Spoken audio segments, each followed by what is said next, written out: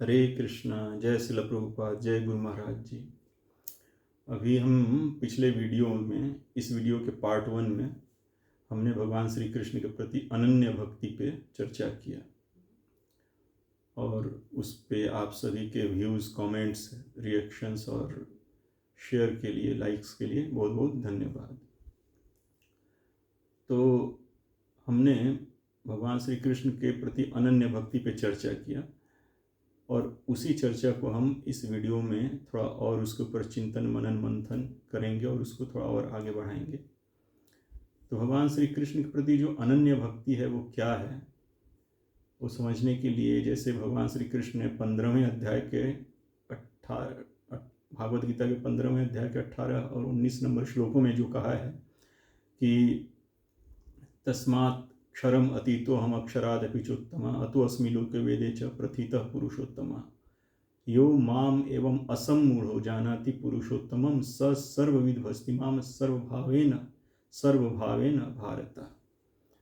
तो भगवान श्री कृष्ण कह रहे हैं कि मैं ही क्षर और अक्षर से अतीत और उत्तम हूँ, इसलिए मैं ही सारे वेद पुराण लोक में पुरुषोत्तम के रूप में सुविख्यात हूँ, मैं श्री कृष्ण ही। और जो इस तरह से मुझे बिना किसी शक, संशय, संदेह के, बिना किसी डाउट के परम पुरुष, पुरुषोत्तम के रूप में जानता है मुझ श्री कृष्ण को, वही सर्वविद यानी वही सब कुछ जानता है और वो पूरे हृदय से, सर्वभावेन, वो पूरे हृदय से मेरा भजन करता है। तो यही अनन्य भक्ति कहा जाता है। भगवान श्री कृष्ण ही, जैसे भागवत गीता, भागवतम आदि सर्वोच्च ग्रंथों के आधार पर ये जानकर कि भगवान श्री कृष्ण ही सर्वोच्च, सर्वोपरि, परम, परात्पर, परम सत्ता है, परात्पर परम ब्रह्म है और स्वयं भगवान है, सर्वश्रेष्ठा, सर्वपालक, सर्वनियंता, सर्वनियामक, सर्वस्वामी है, सर्वेश्वर ईश्वर परमेश्वर है भगवान श्री कृष्ण। तत्वतः ये जानकर, मानकर और पूरे हृदय से अखंडित, अविभाजित, अनडिवाइडेड भावना से भगवान श्री कृष्ण के प्रति ही एकमात्र पूर्ण रूपेण समर्पित होकर भजन भक्ति करना भगवान श्री कृष्ण का, यही अनन्य भक्ति कहा जाता है।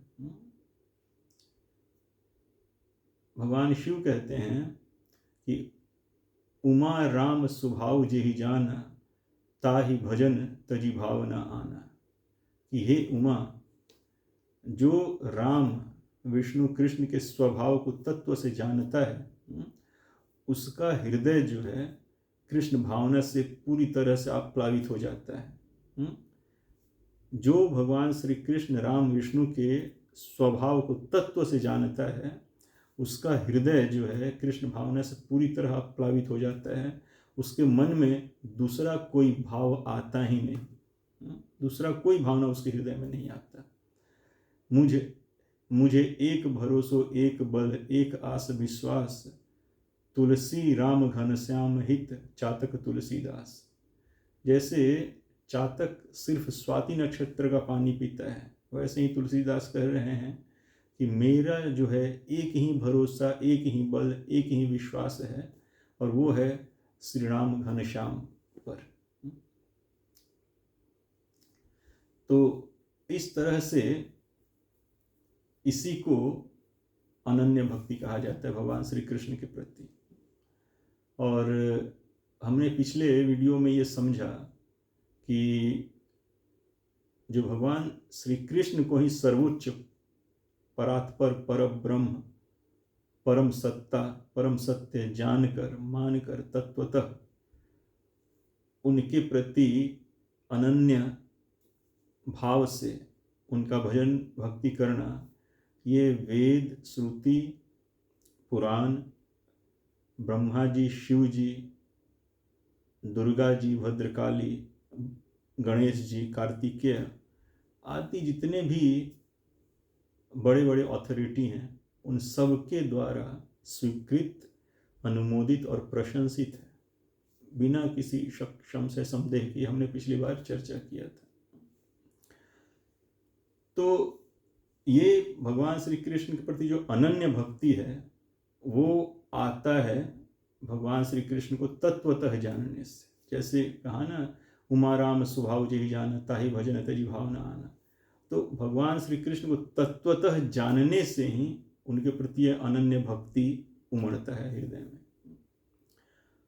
और अनन्य भक्ति कैसे आएगा? जब भगवान को तत्वतः जानेंगे। और भगवान को तत्वतः कैसे जानेंगे? जब उनके प्रति अनन्य भक्ति करेंगे। तो ये दोनों जो है ना, अनन्य भगवान श्री कृष्ण के प्रति अनन्य भक्ति और भगवान श्री कृष्ण को तत्वतः जानना, ये दोनों मतलब एक साथ चलते हैं।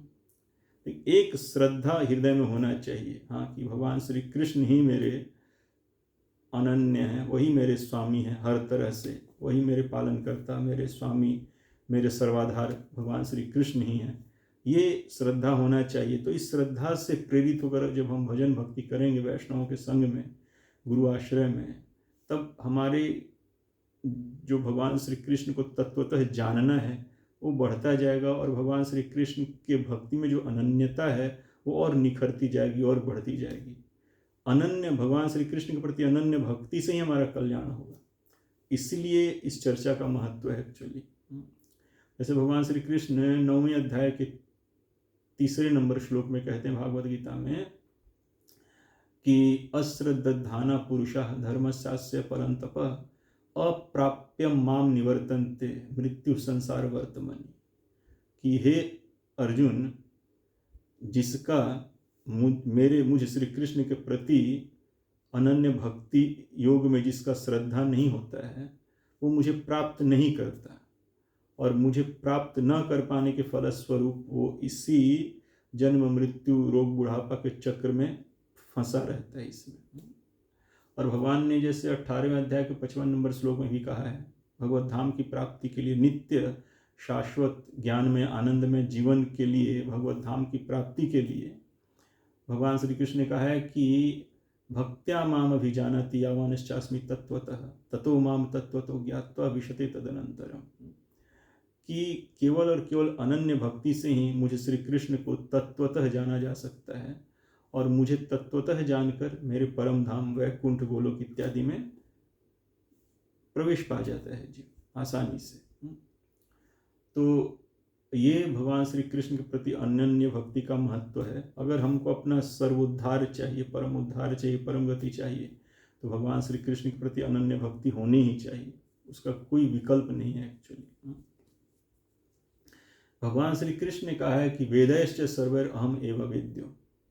समस्त वेद, सर्वैर समस्त वेद मतलब ज्ञान के जितने भी स्रोत हैं उन सब से जानने योग्य जो परम सत्य सार तत्व, परात्पर जो तत्व है वो जानने योग्य मैं श्री कृष्ण ही हूँ। सारे वेद वेदांत से जानने जो कौन है? केवल मात्र एकमात्र भगवान श्री कृष्ण, परात्पर तत्व भगवान श्री कृष्ण ही सारे वेद वेदांत से जानने योग्य हैं। लेकिन जाने वो कैसे जाते हैं? तो इसके लिए भगवान कहते हैं ना हम विदैर न तपसा न दानेन न चिज्या। 11वें अध्याय में कहते हैं भागवत गीता में कि ना हम विदैर न तपसा न दानेन न चिज्या अहम एवं विदो दृष्टुम दृष्टवामसी माम यथा भक्त्या तु अनन्या शक्य अहम एवं विधो अर्जुन ज्ञातुम द्रष्टुम च तत्वेन प्रवेष्टुम च परंतप। मुझे न वेदाभ्यास से, न मुझे दान तपस्या से, न यज्ञ से मुझे पाया जा सकता है। तो मुझे किस तरह से पाया जा सकता है? तो भक्त्या तु अनन्या शक्य, अनन्य भक्ति से ही मुझे पाया जा सकता है और मेरे व्यक्तित्व के रहस्यों में प्रवेश पाया जा सकता है, समझा जा सकता है केवल और केवल अनन्य भक्ति से। तो भगवान कहते हैं कि सारे वेद वेदांत से जानने योग्य जो परम सत्य है, परम तत्व है वो मैं श्री कृष्ण हूँ, लेकिन मैं जाना जाता हूँ अनन्य भक्ति से। क्योंकि देखिए जैसे वेद क्या है? वेद पुराण इत्यादि भगवान श्री कृष्ण के द्वारा दिए गए ही शब्द प्रमाण है। क्योंकि हम जैसे हम कई वीडियोज़ में चर्चा कर चुके हैं कि कोई भी सृष्टि, कोई भी पालन, नियंत्रण, नियमन, संचालन इत्यादि स्वयं ही अपने स्वामी, सृष्टा, पालक, नियंता, नियामक का प्रमाण होता है। जैसे बार बार मैं उदाहरण, तो ये मोबाइल, कोई कहे कि मोबाइल अपने आप बन गया, तो हम नहीं स्वीकार करेंगे। इसके पीछे किसी का ज्ञान, किसी का बुद्धि इसके पीछे है, किसी का शक्ति इसमें लगा हुआ, तब जाकर ये मोबाइल बना है, चेतन व्यक्ति का। तो इसी तरह इस अकल्पनीय सृष्टि, इसके संचालन, पालन, नियंत्रण, नियमन, इसके बारीक डिटेल्स पर ध्यान दें और बारीकी से उसको देखें, समझें, तो हमारे लिए ये समझ पाना मुश्किल नहीं है कि इस अकल्पनीय सृष्टि और इसके संचालन, पालन, नियंत्रण, नियमन के पीछे कोई एक परम चेतन सर्वशक्तिमान है, जिसके ज्ञान से और जिसके शक्तियों से इस सृष्टि का निर्माण और इसका संचालन, नियंत्रण, नियमन सब हो रहा है। तो नास्तिक विचारधारा, मानव निर्मित ज्ञान विज्ञान से हम इस परात्पर तत्व को नहीं जान समझ सकते हैं। तो भगवान स्वयं ही हमारे ऊपर कृपा करके शब्द प्रमाण देते हैं, वेद, पुराण, भागवत गीता, भागवतम आदि ग्रंथ देते हैं, जिसके द्वारा हम लोग उन्हें तत्वतः जान लें। तो लेकिन ये वेद शब्द हैं, शब्द ब्रह्म है।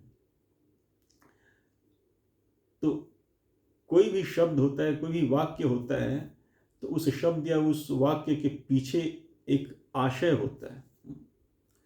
तो उन शब्दों से, उन वाक्यों से क्या कहा जा रहा है, उसके मूल आशय को बिना किसी त्रुटि के हम जान सकें, इसके लिए हमारे लिए निहायत जरूरी है कि हम उसके वक्ता को भी जानें।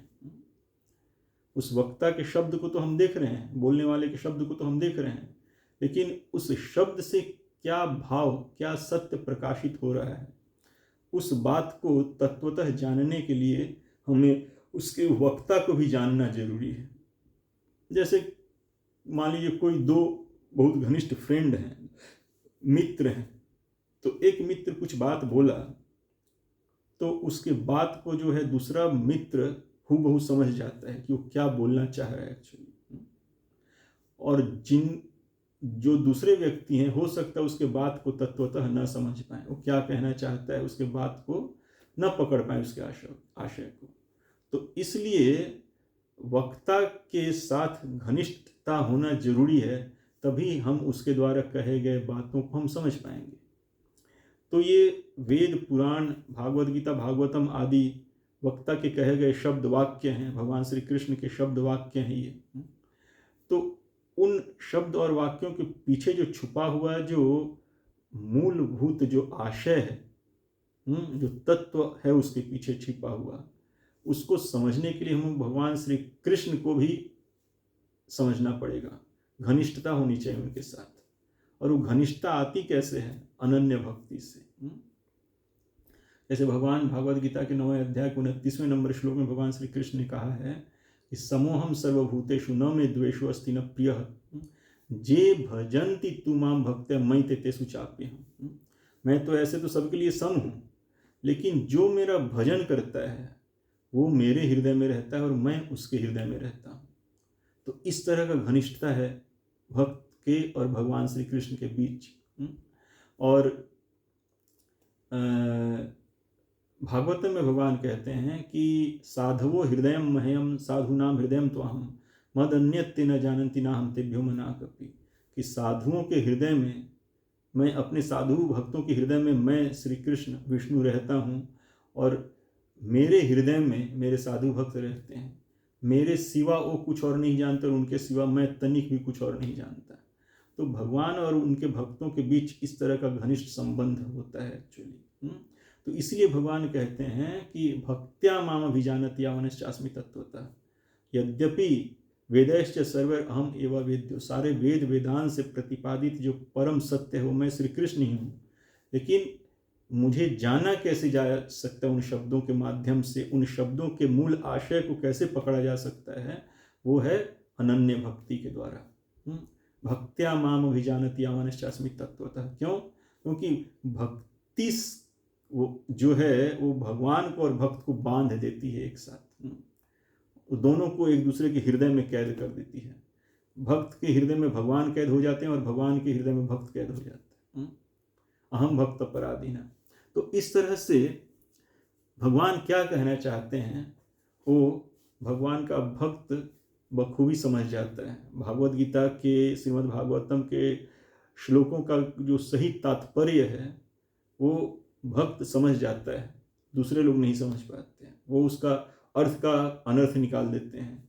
लेकिन भागवत गीता और भागवतम जो भगवान श्री कृष्ण की वाणी है, उन्हीं के बारे में और उन्हीं के द्वारा कही गई बातें हैं, उन बातों को भगवान श्री कृष्ण का जो घनिष्ठ भक्त है वो सही सही समझ जाता है। और उसका भी एक कारण है। भगवान श्री कृष्ण कहते हैं कि तेषाम सतत युक्तानाम, 10वें अध्याय के 11 नंबर श्लोक में भागवत गीता में, कि तेषाम सतत युक्तानाम भजताम प्रीतिपूर्वकम ददामि बुद्धि योगम तम येन माम उपयांति तेषाम एवं पार्थम अहम अज्ञान जमतमः नाश्यामि आत्मभावस्तु ज्ञान दीपेन भास्वता है, कि जो सतत रूप से प्रीतिपूर्वक मेरा भजन भक्ति करता रहता है, मैं उसके हृदय में ददामि बुद्धि योगम, तो मैं उसके हृदय में बुद्धि योग देता हूँ। ददामि बुद्धि योगम येन माम उपयांति थे, जिससे कि वो मुझे तत्वतः जान जाए, मुझ तक पहुँच जाए वो। तो जब कोई भी भक्त भगवान के प्रति सतत रूप से निरंतर लगे हुए, प्रीतिपूर्वक कठिनाइयों को सहते हुए, अनुकूल प्रतिकूल परिस्थितियों को सहते हुए भगवान श्री कृष्ण का प्रीतिपूर्वक भजन भक्ति में लगा रहता है, तो भगवान श्री कृष्ण उसके हृदय में ही सारे वेद, वेदांत, भागवत गीता के श्लोक, भागवतम के श्लोकों का अर्थ प्रकाशित कर देते हैं। तो जो स्रोत है इन शब्दों का, इन वाक्यों का, इन शब्द प्रमाण का जो स्रोत है भगवान श्री कृष्ण, वो स्वयं ही उन श्लोकों के, उन शब्दों के मूल आशय को अपने भक्त के हृदय में भगवान श्री कृष्ण प्रकट कर देते हैं। इसलिए जो भक्त होते हैं भगवान श्री कृष्ण के, वो भगवान श्री कृष्ण द्वारा कहे गए भागवत गीता के वाणी को, शब्दों को, श्रीमद् भागवतम में जो भगवान श्री कृष्ण ने कहा है, उनके बारे में जो कहा गया है, और अन्य जगह वेद वेदांत आदि जगह भी जो कहा गया है, उसके मूल आशय को भगवान श्री कृष्ण का जो भक्त है तत्वतः समझ जाता है। और जाहिर बात है उसके माध्यम से भगवान श्री कृष्ण को भी तत्वतः समझ जाता है। इसलिए आप देखते होंगे कि जो भगवान श्री कृष्ण के भक्त होते हैं, वो जो किसी श्लोक का तात्पर्य या भाव प्रकट करते हैं, और जो दूसरे लोग हैं जो भगवान श्री कृष्ण भक्त नहीं है, सिर्फ ज्ञानी है, विद्वान है, वो जो भाव प्रकट करते हैं उसमें बहुत फर्क होता है। जमीन आसमान का कई बार तो बिल्कुल उल्टा अर्थ होता है। तो भक्त जो हैं भगवान श्री कृष्ण के, वही इन शब्दों के सही तात्पर्य, सही अर्थ को हमें बता सकते हैं, अन्य नहीं। इसलिए श्रील प्रभुपाद जी बार बार कहते हैं कि भक्तों के द्वारा जो भागवत गीता या भागवतम का जो टीका लिखा गया है, वैष्णव भक्तों के द्वारा उन्हीं को स्वीकार करना चाहिए। अनन्य विशुद्धतम वैष्णव भक्तों के द्वारा जो भागवत गीता भागवतम का जो टीका लिखा जाता है, तात्पर्य दिया जाता है, उसी को स्वीकार करना चाहिए, अन्यों को नहीं स्वीकार करना चाहिए। क्यों? क्योंकि वही भगवान के आशय को, भगवान के द्वारा कही गई बातों के आशय को सही सही समझता है। तो ये होता है अनन्य भक्ति। और ये हम जितना भगवान श्री कृष्ण के प्रति अनन्य भक्ति करेंगे, उतना ही भगवान श्री कृष्ण की बातों को अच्छी तरह से समझेंगे, और जितना भगवान श्री कृष्ण की बातों को अच्छी तरह से समझेंगे, उतना ही हम अनन्य भक्ति करेंगे। और भगवान एक बात और कहते हैं, अनन्य भक्ति का एक बहुत ही प्रमुख अंग है। भगवान श्री कृष्ण कई बार भागवत गीता में बोले हैं कि मैं अर्पितो मनोबुद्धि तस्मात् सर्वेषु कालेषु मम अनुस्मर युद्धे च मैं अर्पितो मनोबुद्धि यो माम यह समामिति पांडवा। नहीं, तस्मात् सर्वेषु कालेषु मम अनुस्मर युद्धे च मैं अर्पितो मनोबुद्धिर माम एवैष्यासि असंशय। फिर कहते हैं कि मैं अर्पितो मनोबुद्धि यो मद्भक्ता समेत प्रिय। फिर एक जगह कहते हैं कि मैं एवं मनाधत्स्व मयि बुद्धिम निवेशय, कि मुझ में ही अपना मन, बुद्धि, विवेक जो है सब मुझ में अर्पित करो। चिंतन, मनन, मंथन, विश्लेषण मुझ में लगा। उसका जरूरत पड़ता है, क्योंकि शास्त्रों में देखें तो कई जगह बहुत विरोधाभास दिखता है। एक शास्त्र में कुछ लिखा हुआ तो दूसरे शास्त्र में कुछ और लिखा हुआ है। और भगवान श्री कृष्ण का व्यक्तित्व भी विपरीत गुणाश्रय है। भगवान अनंत असीम अशेष होते हुए भी सीमित दिखते हैं। सर्व पूज्य होते हुए भी कहीं खुद भी अन्य एंटिटीज का पूजा करते हैं। सर्व स्वामी होते हुए भी माखन दही चोरी, दूध दही का चोरी करते हैं भगवान। परम वैरागी होते हुए भी गोपियों के साथ रास रचाते हैं। तो इस तरह से देखेंगे, और अजित होते हुए भी रण छोड़कर भाग जाते हैं, रण छोड़ राय कहलाते हैं। तो उनको कोई नहीं जीत सकता, भगवान श्री कृष्ण को कोई नहीं जीत सकता, फिर भी भगवान जरासंध के साथ, काल्यवान के साथ युद्ध में भागते रहे उनसे। तो इसलिए उनको रणछोड़ राय कहा जाता है। तो इसलिए भगवान विपरीत गुण आश्रय हैं। तो भगवान के इन विपरीत गुणों में सामंजस्य बैठाना, उनके लीलाओं में मतलब सामंजस्य बैठाना, वो क्या कर रहे हैं, क्यों कर रहे हैं, इससे भ्रमित न होना, उससे मोहित न हो जाना, इसके लिए भगवान श्री कृष्ण के प्रति अनन्य भाव से भक्ति चाहिए, और भक्ति में बुद्धि विवेक चाहिए। कृष्ण भक्ति बिना बुद्धि विवेक के नहीं हो सकता है, क्योंकि बिना बुद्धि विवेक लगाए हम भगवान श्री कृष्ण को समझ नहीं सकते हैं। जैसे मान लीजिए आप किसी बैंक में कुछ पैसा जमा करते हैं, ठीक है, फिक्स डिपॉजिट किए चाहे कुछ भी किए, तो आप कुछ पैसा जमा किए तो फिर बैंक भी उस पर इंटरेस्ट देता है ना। आपने कुछ पैसा जमा किए तो बैंक भी आपको और पैसा देता है इंटरेस्ट के रूप में, और ऐसे करते करते कुछ समय बाद वो आपका पैसा डबल हो जाता है, ट्रिपल भी हो जाता है, इन्वेस्ट करते हैं। तो वैसे ही मयि एवं मनाधत्स्व मयि बुद्धिम निवेशय, भगवान श्री कृष्ण में अपनी बुद्धि को निवेशित करेंगे, इन्वेस्ट करेंगे, तो फिर भगवान ददामी बुद्धि योगम तम, तो भगवान और बुद्धि देते हैं। तो बैंक इंटरेस्ट देता है पैसे के ऊपर, तो भगवान श्री कृष्ण में अपनी बुद्धि को लगाएंगे तो भगवान श्री कृष्ण ददामी बुद्धि योगम तम, और बुद्धि देंगे हमको फिर तक। तो हम भगवान श्री कृष्ण को जितना तत्वतः समझने का प्रयास करेंगे, भगवान श्री कृष्ण उतना ही हमको समझाएंगे। देखिए शास्त्रों में विरोधाभास रहता है, कहीं कुछ लिखा हुआ है, कहीं कुछ लिखा हुआ है। तो कोई पूछ सकता है कि ये विरोधाभास है आखिर किस लिए, ऐसा क्यों शास्त्रों में विरोधाभास दिखता है। तो इसके देखिए आप विचार कीजिए तो दो कारण हैं। एक तो शास्त्रों में जो बहुत सारी बातें लिखी हुई हैं वो मोहित लोगों के लिए हुए, परमहंसों के लिए नहीं। परमहंसों के लिए श्रीमद् भागवत गीता और श्रीमद् भागवतम है, लेकिन अन्यत्र श्रीमद् भागवत गीता और श्रीमद् भागवतम से अलग विपरीत कुछ बात लिखा हुआ है किसी शास्त्र में, तो वो मोहित जीवों के लिए है, परमहंसों के लिए नहीं है। और पहली बात, और दूसरा बात कि जो जिज्ञासु भक्त होते हैं, जैसे अथातो ब्रह्म जिज्ञासा, जो जिज्ञासु भक्त होते हैं वो जब इस तरह का विरोधाभास देखते हैं तो उनका जिज्ञासा और तीव्र हो जाता है। एक कहावत है ना, अंग्रेजी कहावत की, when the going gets tough the tough gets going. तो जो भगवान को तत्वतः जानने वाले जो लोग हैं, जिज्ञासु जो लोग हैं, वो इस तरह के विरोधाभास को देखकर मोहित नहीं होते, बल्कि उनका चिंतन मनन विश्लेषण और शार्प होने लगता है। भगवान द्वारा प्रेरित है वो, भगवान इस चीज को प्रेरित करते हैं, सबके हृदय में भगवान बैठे हुए हैं, तो भगवान इस बात को प्रेरित करते हैं। तो इससे क्या होता है कि जो बात औरों के हृदय में शंका संशय संदेह प्रकट कर देता है, भक्त जो है उन्हीं बातों को भगवान श्री कृष्ण और गुरु की कृपा से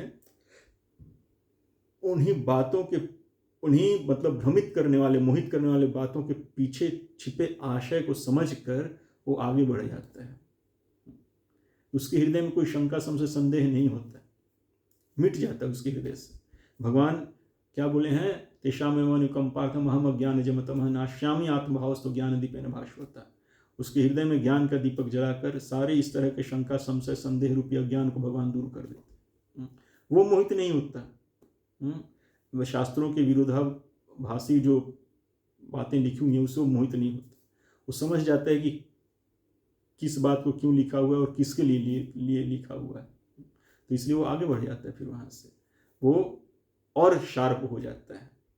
इसीलिए भगवान कहते हैं भागवत गीता के 15वें अध्याय के 19 नंबर श्लोक में कि यो माम एवं असम्मूढ़ो जानाति पुरुषोत्तमम स सर्वविद भस्तिमाम सर्वभावेन भारत, कि जो मुझे इस तरह से बिना किसी शंका संशय संदेह के परात्पर परम तत्व परम पुरुषोत्तम जानता है, वही सब कुछ जानता है, क्योंकि उसका शंका संशय संदेह सब खत्म है।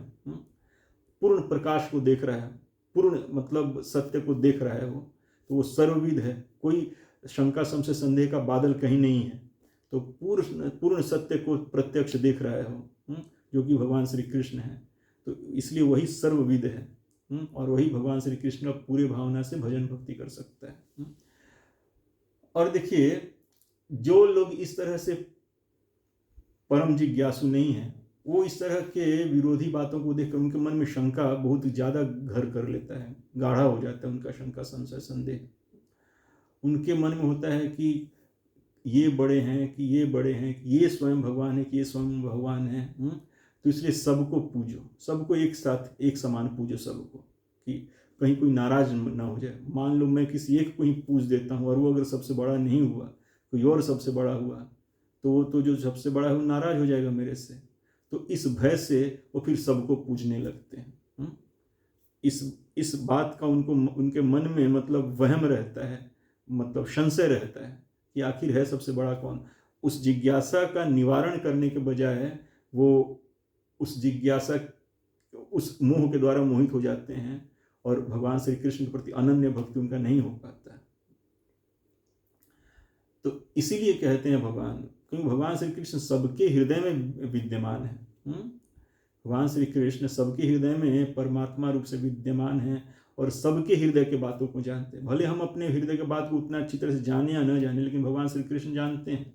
सर्वस्य चाम हृदय सन्निविष्टम मत्तः स्मृति ज्ञानम अपोहनम च। तो इस बात को हमको समझना चाहिए कि अगर कहीं कुछ विरोधाभास है, तो जो तत्व जिज्ञासु व्यक्ति है वो चिंतन मनन मंथन करके उस जिज्ञासा को, वो उस भ्रम का, मोह का, जिज्ञासा को निवारण कर लेता है। भगवान श्री कृष्ण और गुरु उस पर कृपा करते हैं, उसके जिज्ञासा का निवारण हो जाता है, तो उसके हृदय से संशय संदेह मिट जाता है, और जिसकी वजह से भगवान श्री कृष्ण को तत्वतः जानता है, वो जानने में सक्षम होता है। लेकिन जो इस तरह से जिज्ञासु नहीं है, जिनकी जिज्ञासा शिथिल है, वो थक जाते हैं, बोले कि छोड़ो यार, इसमें क्या पड़ा हो, क्या जरूरत है, सब तो एक ही है, सबको पूज लो। और इस भावना से लोग कहते हैं, कितने लोग कहते हैं कि सब तो एक ही भगवान है, सब पूरक हैं एक दूसरे के। तो पूरक, देखिए, जहां हम पूरक कहते हैं वहां हम इस बात को स्वीकार कर लेते हैं कि सर्वसमर्थ कोई नहीं। जैसे मान लीजिए एक कार्य है संतानोत्पत्ति, तो एक पुरुष का जो सामर्थ्य है वही दूसरे पुरुष का सामर्थ्य है, एक पुरुष में जो कमी है वही दूसरे पुरुष में कमी है, एक स्त्री का जो सामर्थ्य है वही दूसरे स्त्री का भी सामर्थ्य है, एक स्त्री में जो कमी है वही दूसरी स्त्री में भी कमी है। तो अगर हम कहें कि सब एक हैं और पूरक भी हैं, तो ये बात गलत हो जाता है। क्योंकि जैसे मान लीजिए एक है, तो मान लीजिए पुरुष और पुरुष को हम एक साथ रखें, तो उनका योग्यता, एक संतानोत्पत्ति के लिए उनका योग्यता एक जैसा है और उनका कमी भी एक जैसा है, तो एक तो हुए लेकिन पूरक नहीं हुए।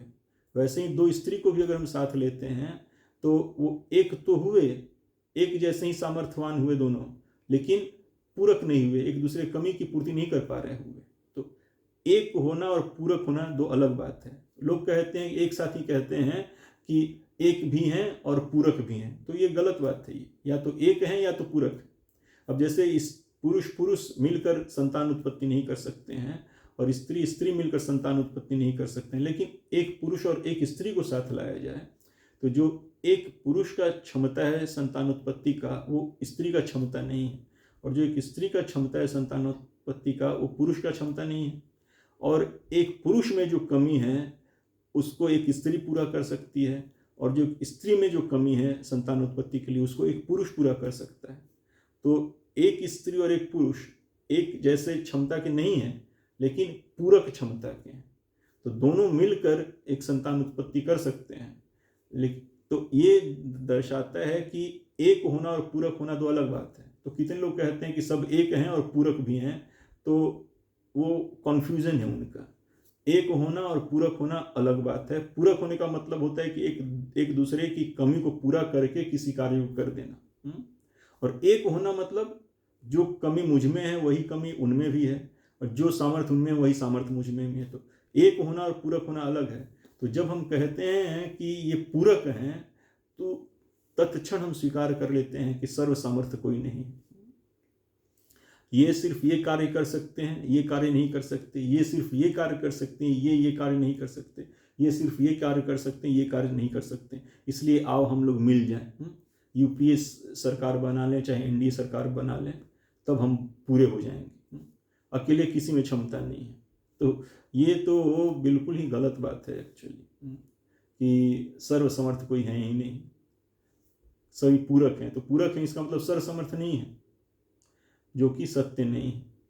जो परमेश्वर है, जो स्वयं भगवान है, वो सर्वसमर्थ है। अब देखिए कितने लोग ऐसा चर्चा करते हैं कि हम तो मतलब परंपरागत खानदानी रूप से हम लोग संस्कृत के टीचर हैं, भागवत गीता के टीचर हैं, हम हमेशा से हम मतलब मेरे दादा परदादा से लेकर मेरे पिताजी, मैं सब संस्कृत पढ़ाते आए हैं और भागवत गीता पढ़ाते आए हैं। फिर उनसे चर्चा कीजिए तो वो फिर कहते हैं कि 3 शक्तियां हैं, ब्रह्मा विष्णु महेश। ब्रह्मा सृष्टि करते हैं और विष्णु पालन करते हैं, और शिव जो है क्या करते हैं, संहार करते हैं। और एट द सेम टाइम वो ये भी कहते हैं कि हम भागवत गीता के टीचर हैं। देखिए, लेकिन भागवत गीता में भगवान श्री कृष्ण ने कभी नहीं कहा है कि मैं सृष्टि करता हूँ, ये पालन करते हैं, वो संहार करते हैं, या ये सृष्टि करते हैं, मैं पालन करता हूँ, वो संहार करते हैं, ऐसे नहीं कहा है। भगवान श्री कृष्ण में 7वें अध्याय के 6ठे श्लोक में भगवान श्री कृष्ण ने क्या कहा है कि अहम कृत्स्नस्य जगतः प्रभवः प्रलयस्तथा, कि मैं, एक वचन में कह रहे हैं, मैं श्री कृष्ण ही पूरे सृष्टि को उत्पन्न करता हूँ, पालन करता हूँ, फिर संहार करता हूँ, और विसृजामि पुनः पुनः, बार बार करता हूँ, एक बार नहीं बार बार करता हूँ। 9वें अध्याय में कहा है भगवान श्री कृष्ण ने। और 9वें अध्याय में भगवान श्री कृष्ण कहते हैं, क्या कहते हैं कि गतिर्भर्ता प्रभु साक्षी, प्रलय प्रभव प्रलय बीजम अव्ययम। मतलब भगवान श्री कृष्ण कहते हैं कि भर्ता, मैं पालन करता हूँ, और प्रभव सृष्टि करता, और प्रलय संहार करता है। तीनों भगवान श्री कृष्ण करेंगे, तीनों मैं ही करता हूँ। तो भगवान श्री कृष्ण ने भागवत गीता में कहीं भी नहीं कहा है कि ब्रह्मा विष्णु महेश एक सिर्फ सृष्टि करते हैं, एक सिर्फ पालन करते हैं, एक सिर्फ संहार करते हैं, बल्कि भगवान श्री कृष्ण कहते हैं कि मैं स्वयं श्री कृष्ण ही सृष्टि भी करता हूँ, पालन भी करता हूँ, संहार भी करता हूँ। 7वें अध्याय का 6ठा नंबर श्लोक, 9वें अध्याय का 18 नंबर श्लोक। और 9वें अध्याय में भगवान श्री कृष्ण कहते हैं विसृजामि पुनः पुनः, बार बार सृष्टि पालन संहार, सृष्टि पालन संहार बार बार करता हूँ। तो एक्चुअली ब्रह्मा जी, विष्णु जी, शिव जी भगवान श्री कृष्ण के गुणावतार हैं। गुणावतार मतलब प्रकृति, भगवान श्री कृष्ण प्रकृति के 3 गुण हैं, सत रज तम। तो रजोगुण का इंचार्ज भगवान ने ब्रह्मा जी को बनाया, श्री कृष्ण ने रजोगुण का इंचार्ज ब्रह्मा जी को बनाया है, जिससे वो विसर्ग करते हैं। मेन सृष्टि भगवान करते हैं श्री कृष्ण, जो पूरा पंचभूत पृथ्वी जल अग्नि वायु आकाश मन बुद्धि अहंकार और इंद्रिय और तन्मात्रा वगैरह सब भगवान श्री कृष्ण पैदा करते हैं, और ब्रह्मा जी विसर्ग करते हैं कि उन इंग्रेडिएंट्स को लेकर, उन कंपोनेंट्स को लेकर वो असेंबलिंग इत्यादि करके विसर्ग करते हैं। और फिर तो ये रजोगुण का प्रवृत्ति है सृष्टि करना, जिसके इंचार्ज भगवान श्री कृष्ण ने ब्रह्मा जी को उत्पन्न किया, और ब्रह्मा जी को शक्ति सामर्थ्य देकर उन्हें रजोगुण का इंचार्ज बनाया। वैसे ही स्वयं पालन करना सबसे डिफिकल्ट कार्य है, मेंटेनेंस, सस्टेनेंस, पालन करना जो सबसे डिफिकल्ट कार्य है। तो भगवान श्री कृष्ण ने वो स्वयं के अपने ही विष्णु रूप से पालन का कार्यभार सतोगुण के अपने अधीन करके अपने पास रखा।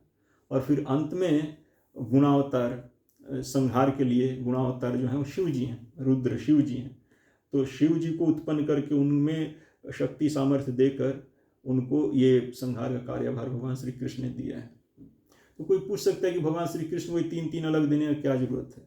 तो एक्चुअली भौतिक जगत में जो लोग हैं वो भगवान श्री कृष्ण से ईर्ष्या करते हैं एक्चुअली। इसलिए देखते हैं कि भागवत गीता पढ़कर भी, भागवतम को पढ़कर भी श्री कृष्ण को वो एकमात्र पर ब्रह्म परमेश्वर के रूप में स्वीकार नहीं कर पाते।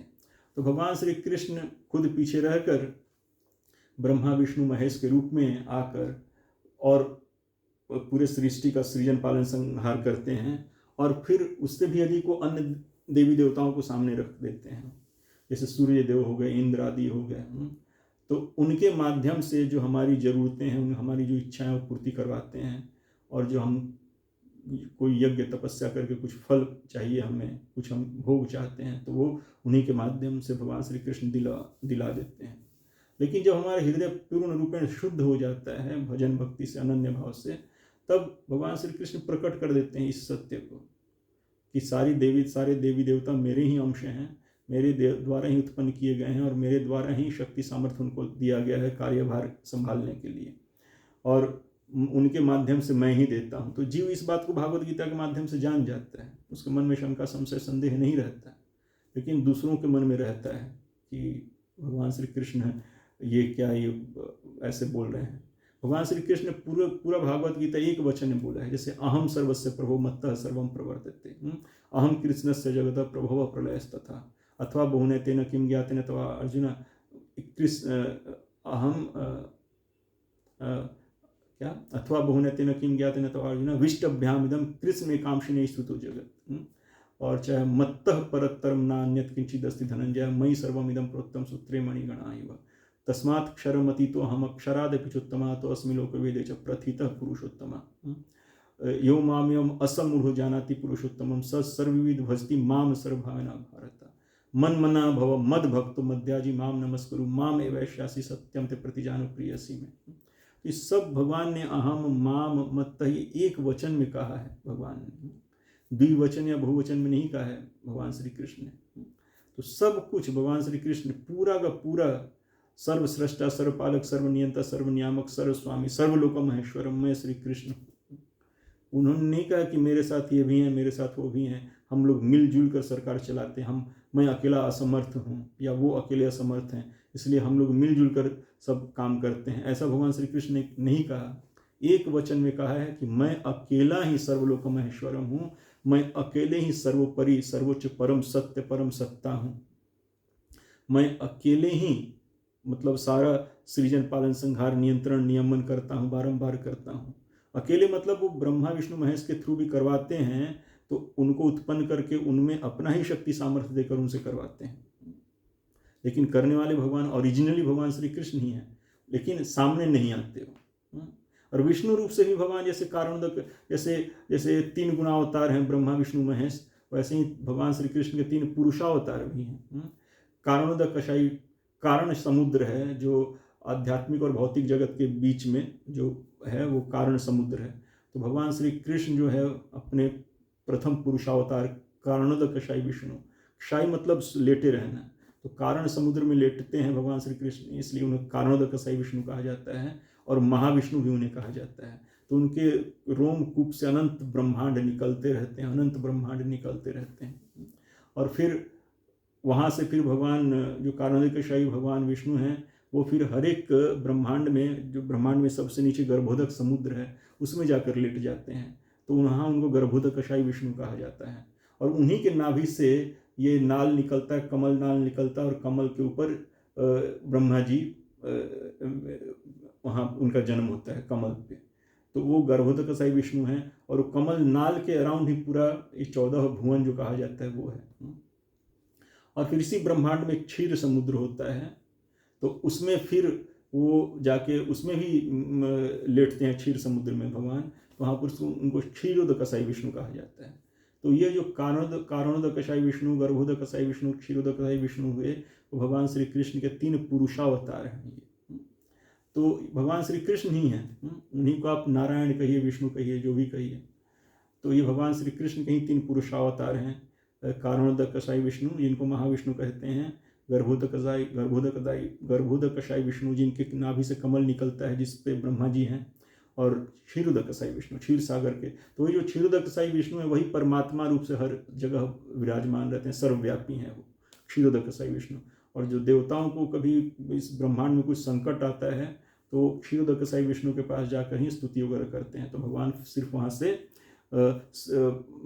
लीला के रूप में प्रकट होते हैं, श्री राम लीला हो चाहे मूलतः श्री कृष्ण लीला हो।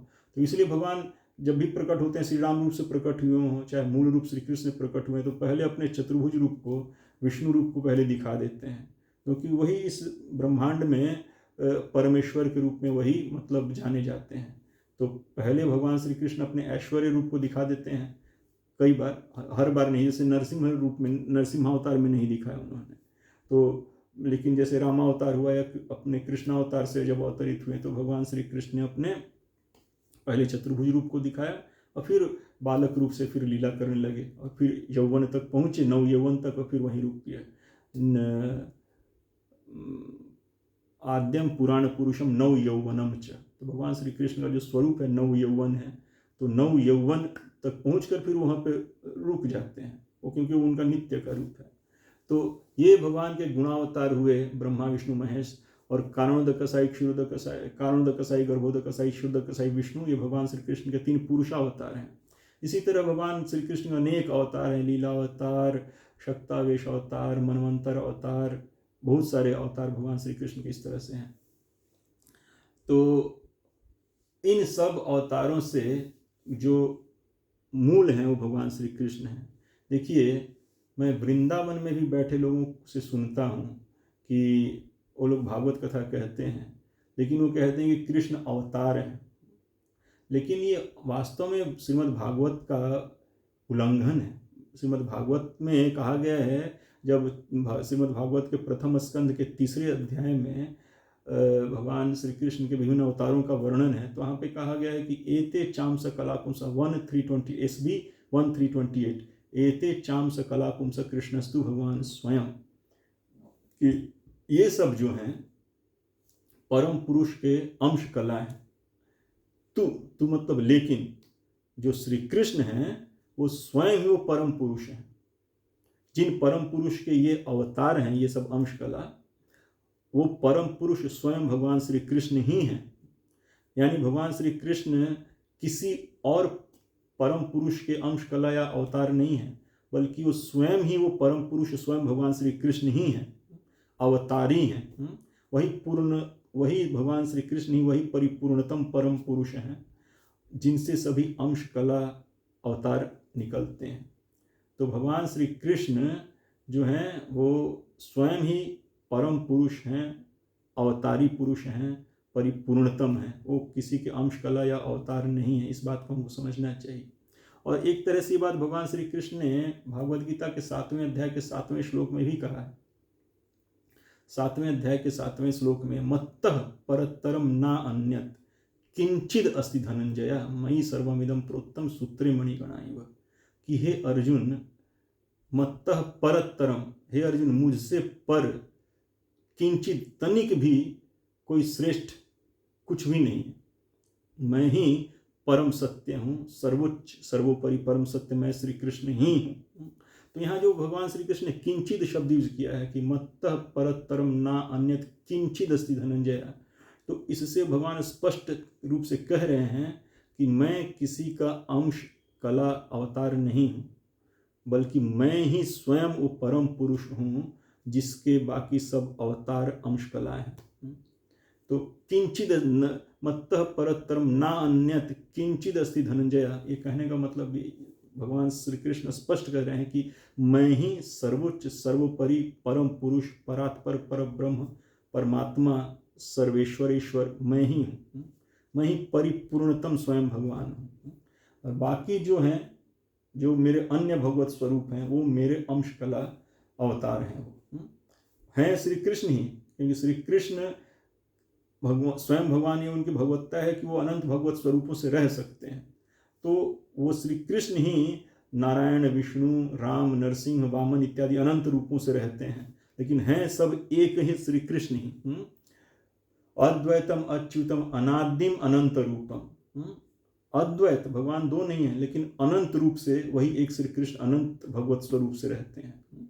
तो ओरिजिनल है वो है भगवान श्री कृष्ण, ओरिजिनल, और उनसे ही बाकी सारे भगवत स्वरूप उत्पन्न है, निकले हुए हैं, लेकिन सब एक समान है। भेद क्या है? जैसे ब्रह्म संहिता में उदाहरण दिया गया कि एक दीप जो है दूसरे द्वीप को प्रज्वलित करता है, तो मूल दीप तो मूल द्वीप ही रहता है, लेकिन ज्योति सब में समान रूप से रहते हैं, सब दीपों में समान रूप से रहती है। तो भगवान श्री कृष्ण जितने भी भगवत स्वरूप हैं वो सब कृष्ण के समान ही सब में पोटेंसी है, क्योंकि कृष्ण ही है सभी ना, तो कृष्ण अपने से ज़्यादा कम नहीं हो सकते हैं। तो सब जितने भी कृष्ण के भगवत स्वरूप हैं सब में पोटेंसी एक ही है, लेकिन भेद क्या है? भेद हो जाता है लीला भाव रस प्रकाशन का। कहीं वही श्री कृष्ण मर्यादा पुरुषोत्तम श्री राम है, तो कहीं वही श्री कृष्ण स्वयं लीला पुरुषोत्तम है, तो कहीं वही श्री कृष्ण नरसिंह देव हैं। वहाँ बल कला का उन्होंने प्रदर्शन किया था, वहाँ पे उनको रास करने का जरूरत नहीं था, वो रास करने के लिए अवतरित नहीं हुए थे नरसिंह देव, हिरण्यकशिपु का नाश करके प्रहलाद की रक्षा करने के लिए अवतरित हुए थे। तो वो बल कला का उन्होंने प्रदर्शन किया, अन्य बाकी कला भी उनमें विद्यमान है, लेकिन उसका प्रदर्शन उन्होंने नहीं किया। तो सारी कलाएं श्री कृष्ण के सभी भगवत स्वरूपों में हैं, लेकिन प्रदर्शन का भेद है। जैसे चंद्रमा उदाहरण दिया जाता है चंद्रमा से, कि चंद्रमा जैसे पूर्णिमा के दिन अपने आप को पूर्ण प्रकाशित करता है, अष्टमी के दिन जैसे आधा प्रकाशित करता है, लेकिन अष्टमी के दिन भी चंद्रमा होता पूरा ही है। ऐसा नहीं कि अष्टमी के दिन चंद्रमा आधा टूट गया, आधा ही बच गया, आधा कहीं और चला गया, उसका नहीं। अष्टमी के दिन भी चंद्रमा पूरा ही रहता है, नवमी के दिन भी चंद्रमा पूरा ही रहता है। आप चतुर्दशी हो चाहे चतुर्थी हो तृतीया हो, हर दिन चंद्रमा रहता पूरा ही है, लेकिन अपना प्रदर्शन प्रकाशन आंशिक करता है। तो ऐसे ही भगवान श्री कृष्ण अपने अन्य भगवत स्वरूपों में हैं तो पूर्ण ही, क्योंकि श्री कृष्ण ही है, लेकिन प्रकाशन लीला भाव रस प्रकाशन आंशिक करते हैं। और जैसे पूर्णिमा के दिन चंद्रमा अपने आप को पूरी तरह से प्रकाशित कर देता है, वैसे ही श्री कृष्ण अपने मूल स्वरूप में अपने आप को पूर्ण रूपेण सारा ऐश्वर्य माधुर्य प्रकाशित कर देते हैं। तो इसलिए भगवान श्री कृष्ण को परिपूर्णतम कहा जाता है प्रदर्शन के आधार पर। अन्य भगवत स्वरूप में कमी नहीं है, ऐसा नहीं कि श्री राम या विष्णु या क्या कहते हैं ये नरसिंह कम है, श्री कृष्ण ही है, वो तो कम कैसे हो सकते हैं? लेकिन उनमें लीला भाव रस प्रकाशन का भेद है, बस यही भेद है, व्यक्ति भेद नहीं है, ये हमको समझना चाहिए। और शिव जी से कई बार तुलना किया जाता है, तो कृष्ण में और शिव का जो संबंध है वो भी समझाया गया है ब्रह्म संहिता में, कि दूध और दही से, जो दूध और दही का जो संबंध है वही कृष्ण का और शिव का संबंध है। दूध क्या है? दूध ओरिजिन है, दूध से दही बनता है, दही से दूध नहीं बनता, और दूध में थोड़ा सा विकार हो जाने पे वो दही बनता है। तो दूध और दही एक है भी और एक नहीं भी है, तो अचिंत्य भेद अभेद। लोग कहते हैं कि ऊपर जाकर सब तत्व एक ही हो जाते हैं। अरे ऊपर जब जाके सब तत्व एक ही हो जाते हैं तो नीचे क्यों अलग अलग है? समझना चाहिए ना जी, ऊपर जाके सब तत्व जब एक हो जाते हैं तो नीचे क्यों अलग अलग है? तो हम लोग जो चैतन्य महाप्रभु का जो सिद्धांत है अचिंत्य भेद अभेद, अभेद भी है यानी अभिन्नता समानता भी है और भेद भी है। तो कितने लोग आर्ग्यू करते हैं, ऐसा आर्गुमेंट प्रस्तुत करते हैं कि अरे तुम्हारे कृष्ण में तो असमर्थ हो गया, वो दूध से दही तो बन गया लेकिन दही से वापस दूध नहीं बन रहा है। अरे ये एनालॉजी कोई भी उपमा होता है समझाने के लिए होता है किसी बात को, तो दूध दही का उपमा ये बताने के लिए है कि ओरिजिन जो है वो दूध है, दूध से दही बनता है, दही से दूध नहीं बनता। तो इस बात को समझाने के लिए दूध और दही में समानता असमानता दिखाने के लिए ये उपमा दिया गया है कृष्ण और शिव का। तो भगवान शिव श्री कृष्ण के गुणावतार हैं, और भगवान श्री कृष्ण से समानता भी है असमानता भी है। रूप रंग वेशभूषा का भी हम असमानता देखते हैं, उनको भक्तों में भी पूजा विधि उपासना विधि में भक्तों में भी असमानता देखने को मिलता है। तो ये सब भेद भी है और अभेद भी है, दोनों बात समझना चाहिए हमको। और किसी भी उपमा को ऐसा नहीं लेना चाहिए कि वो उपमा बिल्कुल एकदम 100% ही मतलब वो मतलब उस चीज़ को दर्शाता है, नहीं, वो किसी एक बात को दर्शाने के लिए दिया जाता है उपमा। तो ये नहीं कहना चाहिए कि अरे तुम्हारे कृष्ण तो दूध से दही बन गए और दही से दूध बनने में वो असमर्थ हो रहे हैं, वो बात है ही नहीं। यहाँ समझाने का बात है कि दूध जो है ओरिजिन है और दूध से दही बनता है, दही से दूध नहीं बनता। दूध दही में समानता भी है और असमानता भी है। तो इसी अचिंत्य भेद अभेद को दिखाने के लिए ये उदाहरण दिया गया है, और ओरिजिन स्रोत कौन है ये बताने के लिए ये उदाहरण दिया गया है। तो यही दूध, जो दूध दही का संबंध है, वही कृष्ण और शिव का संबंध, हमको ध्यान रखना चाहिए इस बात को। तो इस तरह से लोग बताते हैं। और आजकल सोशल मीडिया का दौर है, तो बहुत सारा लोग अपना कुछ रील्स बना बना के पोस्ट करते रहते हैं, किसी न किसी शास्त्र के आधार पर ही बनाते होंगे। तभी आप लोगों ने रिसेंटली देखा होगा, एक मूवी आई हुई है महाअवतार नरसिम्हा। तो नरसिम्हा में जैसे एंडिंग दिखाया गया वो भागवत पुराण के आधार पर ही है। भगवान श्री कृष्ण ने कहा है भागवत गीता में कि यदा यदा हि धर्मस्य ग्लानिर्भवति भारत अभ्युत्थानम अधर्मस्य तदात्मानं सृजाम्यहम् परित्राणाय साधूनां विनाशाय च दुष्कृतां धर्म संस्थापनार्थाय संभवामि युगे युगे। कि हे अर्जुन, जब जब अधर्म में वृद्धि होती है और धर्म में ह्रास होता है, और तब तब मैं अवतरित होता हूँ धर्म संस्थापना के लिए, साधु भक्तों को आनंद देने के लिए, उनको सुरक्षित करने के लिए, उनको आनंद देने के लिए, और दुष्टों का संहार करने के लिए। तो ये भगवान ने अपने अवतरण का सिद्धांत बताया। और तुलसी महारानी, कुंती महारानी ने भी कहा है कि तथा परमहंसानां मुनीनां अमलात्मानां भक्ति योग विधानार्थम कथम पश्यमि स्त्रिय। कि आप अमलात्मा परमहंस मुनियों के हृदय में भक्ति योग प्रेरित करने के लिए, भक्ति योग का बाढ़ लाने के लिए आप अवतार ग्रहण करते हैं।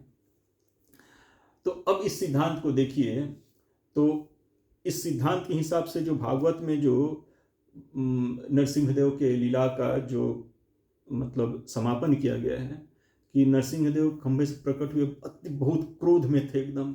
उन्होंने इसका हिरण्यकशिपु का वध किया, उसके सेना का वध किया, उसके सैनिकों का वध किया, फिर भी शांत नहीं हो रहे थे। वहाँ पे सभी देवी देवता आ गए, ब्रह्मा जी, शिव जी, इंद्र, लक्ष्मी जी सभी आ गए। सभी ने उनका स्तुति किया। ब्रह्मा जी ने स्तुति किया, शिव जी ने भी स्तुति किया। शिव जी ने कहा कि प्रभु, आपका जो ये क्रोध है ये तो प्रलय काल के समय का क्रोध है ये, और यदि आपने इस क्रोध को हिरण्यकशिपु जैसे तुक्ष के लिए धारण किया था तो आपने उसका भी वध कर दिया। अब आप शांत हो जाइए और हिरण्यकशिपु के बेटे प्रहलाद जो आपका परम भक्त है उसकी रक्षा कीजिए। तो ब्रह्मा जी, शिव जी, इंद्र, सभी, लक्ष्मी जी भी भगवान नरसिंहदेव के क्रोध को शांत करवाने का प्रयास किया, लेकिन उनका क्रोध शांत नहीं हो रहा था। कोई उनके पास जाने से डर रहा था। सब कोई, ब्रह्मा जी, शिव जी, लक्ष्मी जी तक नरसिंहदेव के पास जाने से डर रहे थे। कोई नहीं जाना चाहता था उनके पास, क्योंकि उनका रुद्र रूप बहुत ही भयानक था। लेकिन भगवान नरसिंह का और रुद्र रूप का वो शांत नहीं हो रहे थे, क्योंकि वो चाहते थे कि प्रहलाद आकर मुझे शांत करवाए।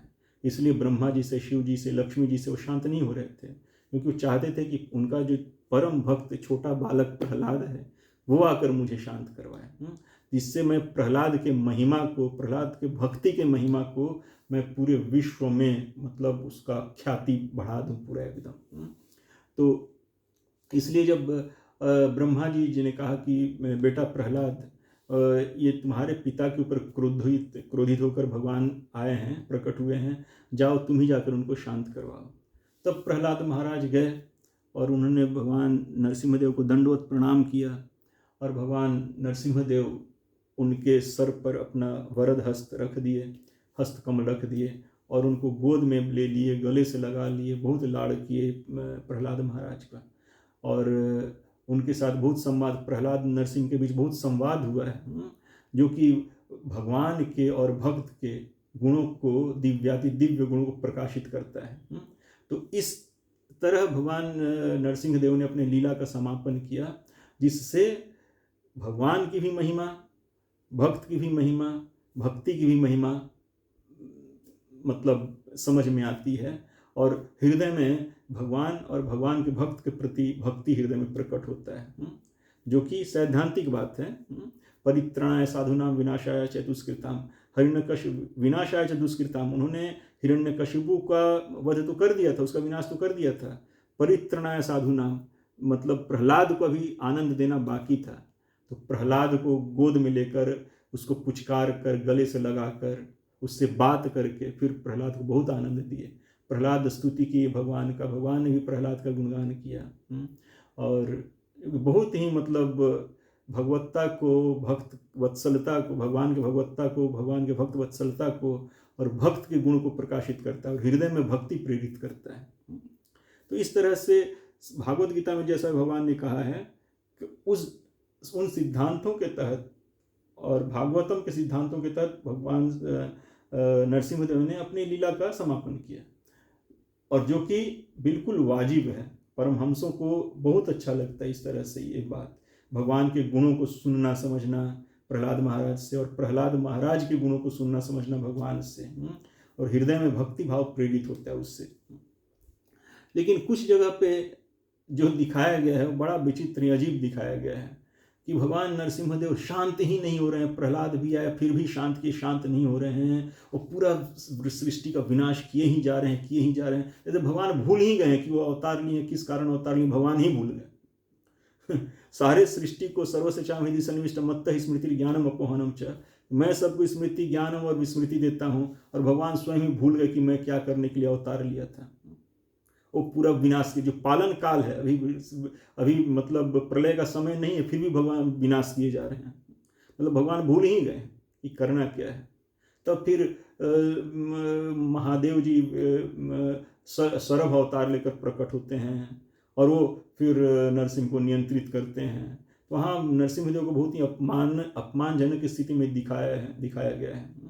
और फिर कहीं लिखा हुआ है कि नरसिंहदेव फिर वो गंड भेरुंड रूप से 2 सिर वाले विशाल पक्षी के रूप में अवतार लेते हैं। फिर वो सरभ शिव के सरभ अवतार के साथ युद्ध होता है बहुत भयंकर, तो फिर वो सरभ अवतार को परास्त कर देते हैं। तो फिर कहीं लिखा हुआ है कि सरभ अवतार में और गंड भेरुंड अवतार में युद्ध होता रहता है, बहुत दिन तक घनघोर युद्ध होता रहता है। तो अंत में माता भद्रकाली आती हैं, फिर वो दोनों को नियंत्रित करती हैं और दोनों को शांत करती हैं। तो इस तरह से मतलब अलग अलग लोगों ने अपने अपने इष्ट को ग्लोरीफाई करने के लिए इस तरह से मतलब क्या कहें, मोहित करने के लिए लिखा हुआ है। लेकिन इससे क्या होता है, भगवान से किसी से लड़ने का जरूरत नहीं, भगवान को कोई और नियंत्रित कर ही नहीं सकता है श्री कृष्ण को। आप सोचिए, ब्रह्मा जी स्तुति करते हैं भागवतम में, कहते हैं कि क्या कहते हैं वहाँ पे, अहम गिरित्रश्च सुरादयो वे दक्षादयो अग्निरिव केतवस्ते, कि मैं ब्रह्मा, शिव जी और बाकी जितने भी देवी देवता हैं और दक्ष आदि जितने भी प्रजापति हैं, वो सब आप कृष्ण विष्णु रूपी प्रचंड अग्नि के, अनंत अग्नि के केतव मतलब चिंगारी मात्र हैं हम लोग। तो सोचिए, जो ब्रह्मा शिव स्वयं कह रहे हैं कि हम आप अनंत प्रचंड अग्नि के चिंगारी मात्र हैं, तो चिंगारी क्या प्रचंड अग्नि अनंत अग्नि को नियंत्रित कर लेगा? सोचने का बात है ये। तो और उस तरह से लड़ाई करके ये उसको नियंत्रण कर रहे हैं, तो वो उसको नियंत्रण कर रहे हैं। क्या क्या क्या उससे मिल क्या रहा है, क्या उससे क्या सत्य प्रकाशित हो रहा है? एक तो पहले सिद्धांत के अगेंस्ट है, भगवान का अवतरण सिद्धांत जो भगवान ने बताया भगवद गीता में कि यदा यदा ही धर्मस्य ग्लानिर्भवति भारत अभ्युत्थानम अधर्मस्य तदात्मानं सृजाम्यहम् परित्राणाय साधूनां विनाशाय च दुष्कृतां धर्म संस्थापनार्थाय संभवामि युगे युगे। तो भगवान ये अपने सिद्धांत को भूलकर सब सृष्टि का नाश करना शुरू कर देंगे। फिर उनको उनके चिंगारी के बराबर शिव जी आकर उनको नियंत्रित कर लेंगे, या काली जी आकर उनको नियंत्रित कर लेंगे। ये सब सोचने समझने का बात है। इसीलिए जो भागवत ग्रंथ है वो परम ग्रंथ है।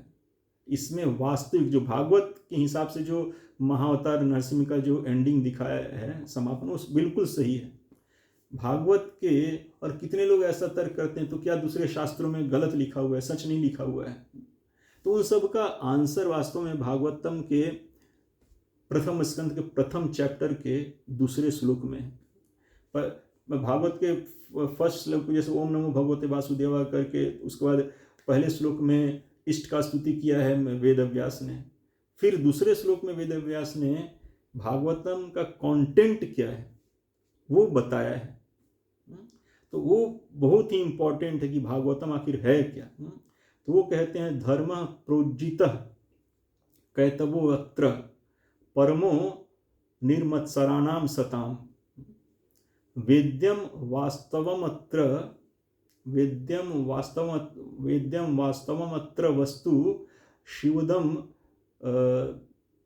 तापत्रय उन्मूलनम श्रीमद्भागवते महामुनि कृते किम वा परैश्वर ऐसे करके इसके एक एक शब्द पर ध्यान दीजिएगा। तुम कहा कि धर्म प्रोजितः कैतव, इसमें कैतव धर्म का संपूर्णता से बहिष्कार किया गया है। कैतव शब्द का क्या मतलब होता है? कैतव का मतलब होता है कि सच को छुपा कर कुछ और बात कहना, जो सच है वो न कह के सच को छुपा देना और सच को छुपा कर कुछ और बात कहना, तो उसको कैतव धर्म कहा जाता है। मतलब एक तरह से आप समझिए कि रॉ लैंग्वेज में कहें तो छल कपट या धोखाधड़ी टाइप का बात हो जाता है। तो सच को छुपा कर मोहित करने के लिए जो बात कहा जाता है उसको कैतव धर्म कहा जाता है। तो श्रीमद् भागवतम में कैतव धर्म को प्रोजितः मतलब पूर्णतया उसका बहिष्कार किया गया है श्रीमद् भागवतम में।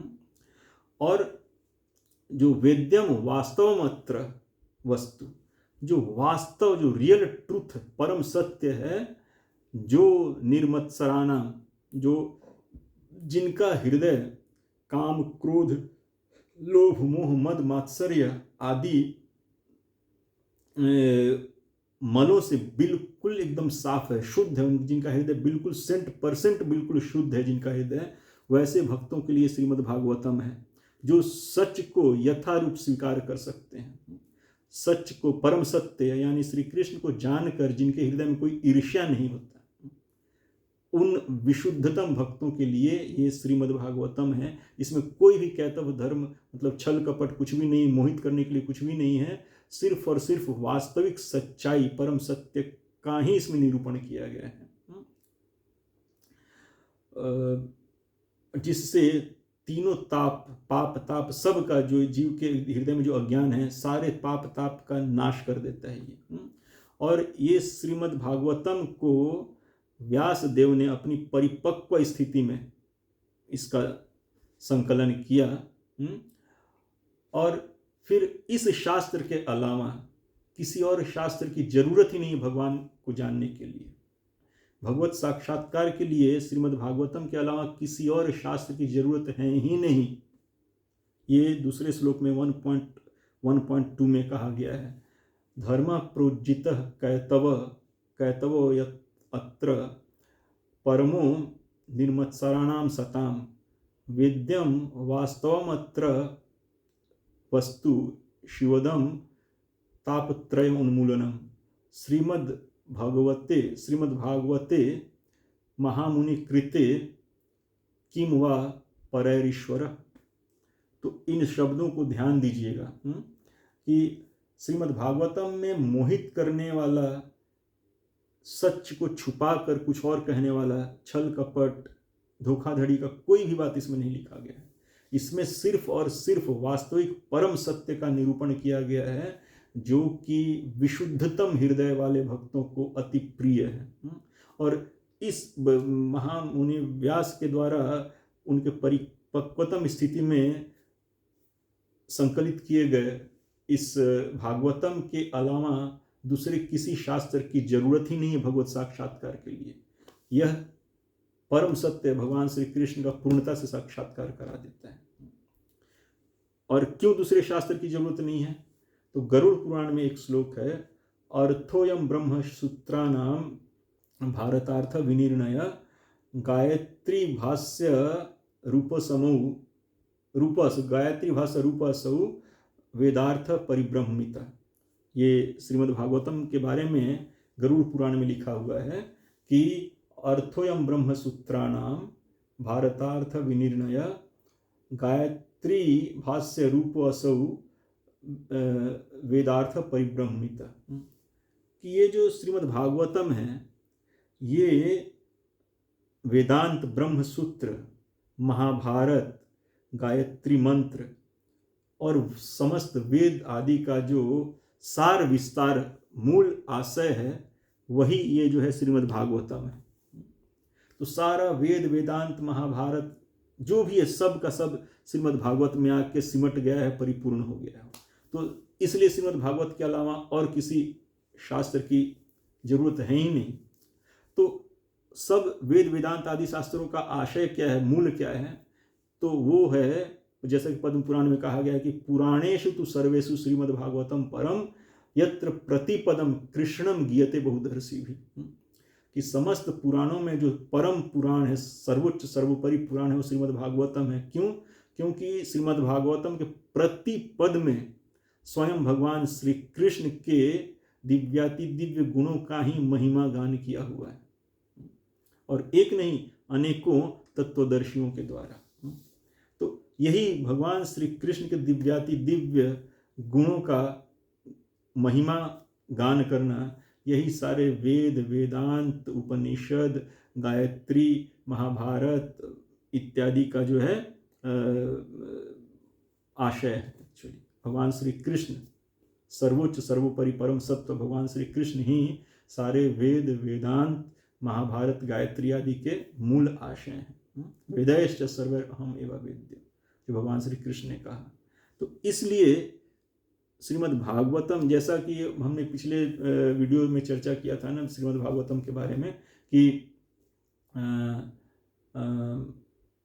क्या कहा था, राजन्ते यावद राजन्ते क्या है, राजन्ते तावद अन्यानि पुराणानि सताम गणे यावद भागवतम नैव श्रूयते अमृत सागरम, कि संतों के समाज में अन्य पुराण आदि तभी तक चमक रखते हैं जब तक कि श्रीमद् भागवतम का उदय नहीं हो जाता उस संत समाज में। यानी कि जब तक श्रीमद् भागवतम सुन नहीं लिया जाता उस संत समाज में, तब तक ही अन्य पुराण आदि ग्रंथ जो हैं उनमें थोड़ा बहुत चमक रहता है, लेकिन भागवत के उदित होते ही वो सब चमक उनका खत्म हो जाता है।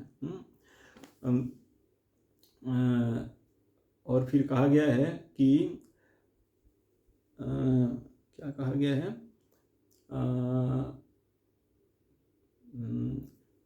श्लोक मैंने पिछली बार बोला था ना, वो भूल रहा हूँ मैं अभी थोड़ा सा, कि ये ब्रह्मसूत्र आदि का अर्थ है श्रीमद् भागवतम, और जो इसका रसास उसका श्लोक मुझे ठीक से याद नहीं आ रहा है, यद रसामृत तृप्तस्य न अन्यत्र स्यात् रतिः क्वचित्, कि जो एक बार श्रीमद् भागवतम का रस आस्वादन कर लेता है उसका और किसी भी चीज में रस रह ही नहीं जाता। तो मतलब श्रीमद् भागवतम का ये सर्वोच्च स्थिति है कि श्रीमद् भागवतम सुनने के बाद बाकी जितने भी पुराण आदि ग्रंथ हैं वो सब अस्त हो जाते हैं, उनका कोई महत्व नहीं रह जाता, और इसका रसास्वादन कर लेने के बाद बाकी अन्य शास्त्रों का रस जो फीका पड़ जाता है, कोई टेस्ट उसमें नहीं रह जाता। और जैसे गंगा जी सर्वश्रेष्ठ है नदियों में, शिव जी सर्वश्रेष्ठ हैं वैष्णवों में, और भगवान श्री कृष्ण अच्युत सर्वश्रेष्ठ हैं देवों में, वैसे ही समस्त पुराणों में सर्वश्रेष्ठ है श्रीमद् भागवतम। क्यों? क्योंकि इसके प्रति पद में भगवान श्री कृष्ण का ही गुणगान किया हुआ है। महिमा मन भगवान श्री कृष्ण के दिव्याति दिव्य गुणों का ही, परात्पर परब्रह्म स्वयं भगवान श्री कृष्ण के दिव्याति दिव्य गुणों का ही गुणगान किया गया श्रीमद् भागवतम में। इसलिए श्रीमद् भागवतम जो है सर्वोच्च परम ग्रंथ है। तो इसमें कैतव धर्म नहीं है। जो मैं कहना चाहता था कि धर्म प्रोजितः कैतवो अत्र, धर्म प्रोजितः कैतवो अत्र परमो निर्मत्सराणाम सताम, वेद्यम वास्तवमत्र वस्तु शिवदम पाप तापत्रय उन्मूलनम। श्रीमद्भागवते महामुनि कृते फिर किम वा परैरीश्वर। तो इस बात को बहुत ध्यान से, श्लोक को बहुत ध्यान से समझना चाहिए कि भागवतम आखिर है क्या। भागवतम में कोई भी कैतव धर्म नहीं है, मोहित करने के लिए कुछ भी नहीं लिखा हुआ है। सच को छुपाकर किसी अन्य चेतना के लोगों को, जो परमहंस चेतना के जो लोग नहीं हैं, जो निर्मत्सराणाम नहीं हैं, उनको प्रसन्न करने के लिए, मोहित करने के लिए कोई भी बात इसमें नहीं है वैसा। इसमें श्रीमद् भागवतम में केवल और केवल वास्तविक पूर्ण सत्य को, हाईएस्ट ट्रूथ को, परम सत्य को ही इसमें बताया गया है और किसी चीज को नहीं। तो इसलिए इसमें जो बात, अगर भागवत से किसी और शास्त्र में कोई कॉन्ट्राडिक्शन है तो हमें श्रीमद् भागवत की ही बात को ग्रहण करना चाहिए, और किसी पुराण और किसी ग्रंथ में लिखे बात को नहीं। ये स्वयं सारे वेद, वेदांत, पुराण आदि के जो संकलन करता व्यासदेव हैं, वो स्वयं ही इस बात को कर रहे हैं। तो लोग कहते हैं ना कि क्या और जगह जो लिखा है वो बात गलत है, क्या उसमें ये है वो क्यों नहीं है। तो उन सारी बातों का आंसर ये श्रीमद् भागवतम के प्रथम स्कंद के प्रथम अध्याय का 2 नंबर श्लोक है। ये हमको प्रोजितः धर्म प्रोजितः कैतवोत्तर, इसमें कैतव धर्म कुछ भी नहीं है, छल कपट कुछ भी नहीं, जो है वो सब वास्तवमत्र परम, जो परम सत्य है, परम सच्चाई, उसी का निरूपण किया गया है इसमें। और वो परम सत्य क्या है? भगवान श्री कृष्ण। अच्छा देखिए कितने लोग हैं इस बात पे भी उनको ऐतराज होता है कि नहीं, जैसे श्रीमद् भागवतम का जो पहला श्लोक कहा गया है, ओम नमो भगवते वासुदेवाय, तो वासुदेव श्री कृष्ण का नाम है, जग विदित है इस बात को। तो उनको श्री कृष्ण से दिक्कत है, तो वो फिर क्या कहते हैं कि नहीं, वासुदेव तो निराकार निर्विशेष, वासुदेव का मतलब सर्वव्यापी भी होता है, तो श्री कृष्ण ही सर्वव्यापी है, सर्वस्य चाम हृदय सन्निविष्ट है। तो नहीं, वो तो निराकार निर्विशेष सर्वव्यापी है कोई, उसका बात कहा गया है। देखिए श्री कृष्ण को भागवत गीता में, श्रीमद् भागवतम में, महाभारत में कई बार कई लोगों के द्वारा भगवान श्री कृष्ण को वासुदेव वासुदेव वासुदेव कहकर संबोधित किया गया है, बार बार। भागवत गीता में भी अर्जुन कई बार उनको वासुदेव कहते हैं। भगवान स्वयं भी कह रहे हैं कि 7वें अध्याय के 19 नंबर श्लोक में कि बहुनाम जन्मनाम अन्ते ज्ञानवान माम प्रपद्यते वासुदेव सर्वमिति समात्मा सुदुर्लभ, कि बहुतेरे जन्मों के बाद जो ज्ञानवान लोग मुझ श्री कृष्ण वासुदेव श्री कृष्ण को ही जानते हैं कि ये वासुदेव श्री कृष्ण ही हर जगह है। वासुदेव सर्वमिति, तो वासुदेव श्री कृष्ण ही सर्वमिति, सब कुछ वासुदेव श्री कृष्ण सर्वव्यापी, वासुदेव श्री कृष्ण ही है। तो सब कुछ जो है सर्व वासुदेव श्री कृष्ण ही है। तो इस श्लोक में भगवान ने स्पष्ट कहा, क्या कहा कि बहुनाम जन्मनामन्ते ज्ञानवान माम मुझ श्री कृष्ण को प्रपद्यते वासुदेव सर्वमिति। तो माम मतलब कौन? वासुदेव श्री कृष्ण, वासुदेव श्री कृष्ण ही सब कुछ हैं, सर्वव्यापी हैं, सब कुछ में समाये हुए हैं, वासुदेव श्री कृष्ण ही सर्वे सर्वा है, वासुदेव श्री कृष्ण। ये ज्ञानी लोग इस बात को जान लेते हैं बहुत जन्मों के बाद। तो भगवान स्वयं 7वें अध्याय के 19वें श्लोक में भागवत गीता में बोले कि मैं ही वासुदेव हूँ। बहुनाम जन्मनामन्ते ज्ञानवान माम प्रपद्यते वासुदेव सर्वमिति समात्मा सुदुर्लभ। तो वासुदेव कौन है? श्री कृष्ण है। अच्छा, जब श्रीमद् भागवतम में आता है, जब मुचकुंद महाराज से भेंट हुआ भगवान श्री कृष्ण का, तो मुचकुंद महाराज ने पूछा कि आप कौन हैं, क्या हैं, कहाँ, किस कुल में आपका जन्म हुआ है, आपका नाम क्या है, आप क्या करते हैं, कुछ परिचय दीजिए। तो भगवान श्री कृष्ण ने कहा कि मेरे अनंत नाम जन्म कर्म लीलाएं हैं। इस पृथ्वी के समस्त चूर्णों को कोई हो सकता है बहुत जन्मों में हो सकता है गिन भी ले, लेकिन मेरे नाम कर्म आदि को गिन पाना असंभव है, अनंत है, क्योंकि ये मैं भी नहीं कर सकता, भगवान श्री कृष्ण ने कहा है। लेकिन बोले कि इस बार कह रहे हैं कि अवतीर्णो यदु कुले गृह आनक दुंदुभे वदंती वासुदेवेति वसुदेव सुतम हिमा, कि इस बार मैं यदुकुल में आनक दुंदुभे यानी वसुदेव जी के घर में वसुदेव जी के पुत्र के रूप में जन्म लिया हूँ, इसलिए लोग मुझे वासुदेव कहते हैं। वदंती वासुदेवेति, मुझे श्री कृष्ण को लोग वासुदेव कहते हैं। तो भगवान श्री कृष्ण स्वयं कह रहे हैं कि मैं वासुदेव हूँ। भागवत गीता में बोल रहे हैं, भागवतम में भी बोल रहे हैं, मैं वासुदेव हूँ। बहुनाम जन्मनामन्ते ज्ञानवान माम प्रपद्यते वासुदेव सर्वमिति समात्मा सुदुर्लभ। अवतीर्णो यदुकुले गृह आनक दुंदुभे वदंती वासुदेवेति वसुदेव सुतम हिमा।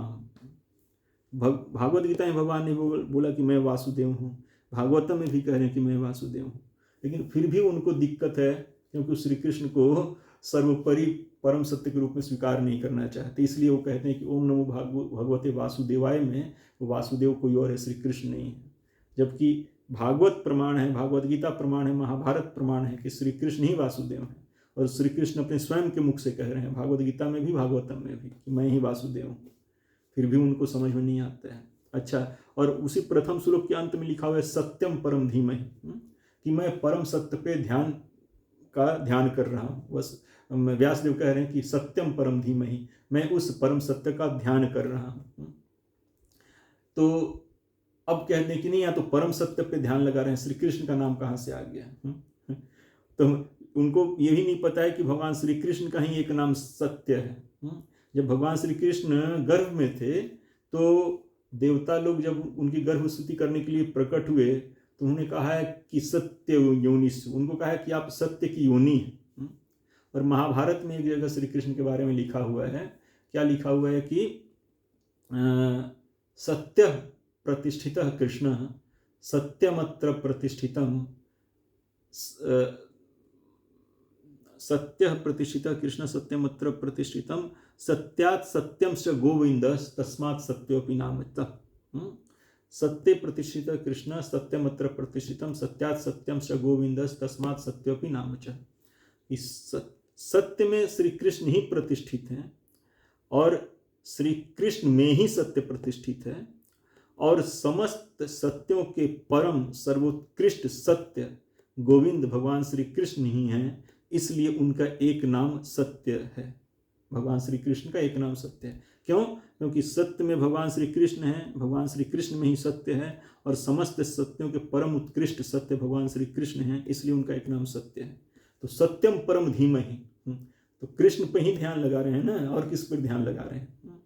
भगवान श्री कृष्ण के अनेकानेक नाम हैं, एक दो नाम थोड़ी है, अनंत नाम है भगवान श्री कृष्ण के। तो हर जगह उनको श्री कृष्ण कह के तो नहीं पुकारा जा सकता है, उनके अनंत नाम है। तो भक्तों को उनके अनंत नामों को में से जो नाम मन में है वो पुकारते हैं उसको। तो कहीं वासुदेव कह रहे हैं, तो कहीं सत्य कह रहे हैं उनको। तो लेकिन वही कहने कि जो भक्त जो इस बात को समझते हैं, लेकिन जो भक्त नहीं है वो उस बात के आशय को नहीं पकड़ पाएंगे।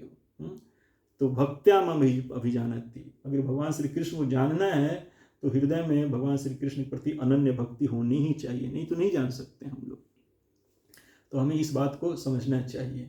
कितने लोग तो कृष्ण में भी भेद कर देते हैं। कृष्ण का मतलब होता है काला, तो कोई किसी काले व्यक्ति के नाम कृष्ण हो सकता है, कोई जरूरी है कि यही कृष्ण है। कोई कहता है कि वृंदावन के कृष्ण अलग व्यक्ति हैं, महाभारत भागवत गीता बोलने वाले कृष्ण कोई अलग व्यक्ति हैं। लेकिन उनको समझना चाहिए कि भीष्म पितामह जब स्तुति कर रहे हैं देह छोड़ते समय, तो उस समय भगवान श्री कृष्ण के वृंदावन लीलाओं का भी, गोपियों के साथ जो वृंदावन का लीला उसका भी स्मरण किए हैं, और महाभारत के युद्ध के समय जो भगवान की लीलाएं उनका भी स्मरण किए हैं। तो भीष्म पितामह समझ रहे हैं कि वृंदावन के और महाभारत के कृष्ण दोनों एक ही हैं। जब कुंती महारानी स्तुति करती हैं तो भगवान श्री कृष्ण के वृंदावन लीलाओं को, जब दीपावली के समय माता यशोदा ने उनको डोरी से बांध दिया था बालक श्री कृष्ण को, तो उन लीलाओं का भी याद किया है। और जो भगवान श्री कृष्ण पांडवों का रक्षा किए हैं महाभारत के युद्ध में, उन लीलाओं का भी कुंती महारानी ने स्मरण किया है।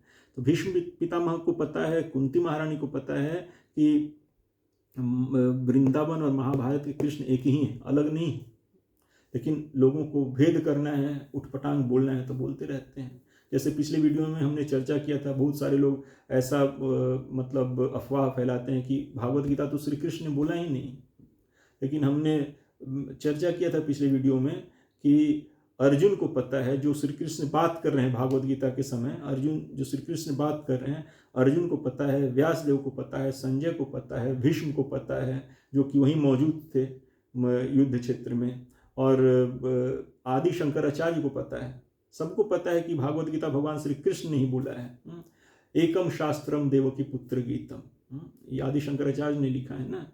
तो इन सबको पता है कि भागवत गीता स्वयं भगवान श्री कृष्ण ने ही बोला है, कोई तीसरा एंटिटी नहीं बोला है।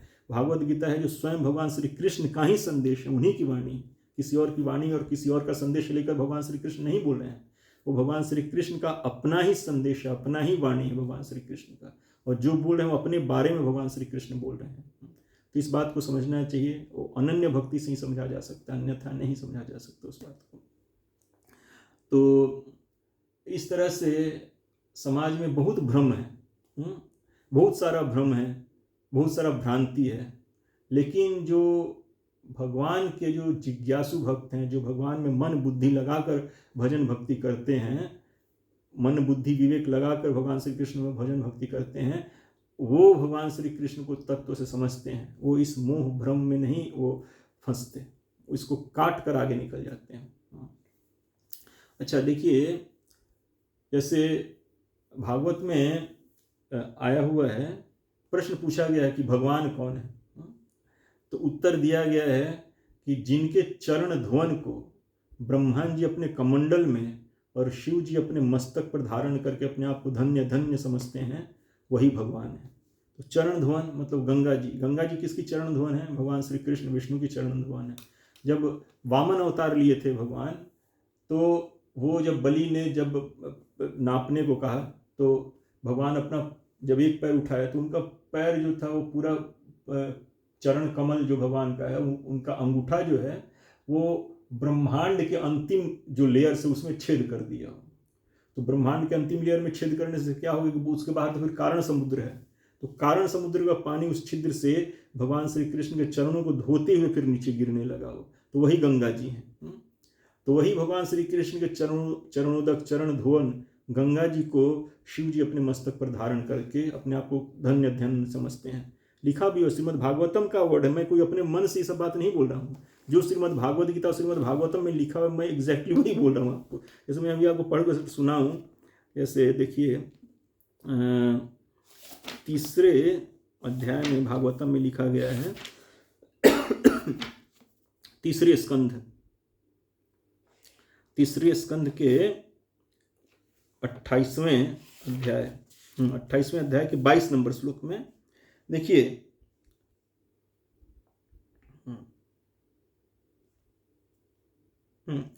भगवान मतलब भगवान श्री कृष्ण विष्णु, भगवान के चरण कमलों का ध्यान करना चाहिए। वे वज्र, अंकुश, ध्वजा और कमल के मंगलमय चिन्हों से युक्त हैं तथा अपने उभरे हुए लाल लाल शोभा में नख चंद्र मंडल की चंद्रिका से ध्यान करने वालों के हृदय के अज्ञान रूप घोर अंधकार को दूर कर देते हैं। इन्हीं की धुवन से, माने भगवान श्री कृष्ण के चरण की धुवन से नदियों में श्रेष्ठ श्री गंगा जी प्रकट हुई थीं। इन्हीं के धुवन से, भगवान श्री कृष्ण के चरणों की धुवन से नदियों में श्रेष्ठ श्री गंगा जी प्रकट हुई थीं, जिनके पवित्र जल को मस्तक पर धारण करने के कारण स्वयं मंगल रूप श्री महादेव जी और भी अधिक मंगलमय हो गए। ये भागवत का लिखा हुआ है, ये मैं अपने मन से नहीं बोल, श्रीमद् भागवतम में लिखा हुआ है ये बात, कि भगवान शिव जो हैं, भगवान श्री कृष्ण के चरण ध्वन गंगा जी को अपने मस्तक पर धारण करके धन्य हो जाते हैं, मंगलमय, उनका और ज़्यादा मंगलमय हो जाते हैं। उनको कोई ऐतराज नहीं है भगवान शिव को, लेकिन लोगों को ऐतराज हो जाता है। अच्छा, एक जगह और आया हुआ है कि भागवत में एक बार ये 10वें स्कंध के 89 नंबर चैप्टर में है, मैं आपको पढ़ के सुनाता हूँ। 10वें स्कंध के 89 नंबर चैप्टर में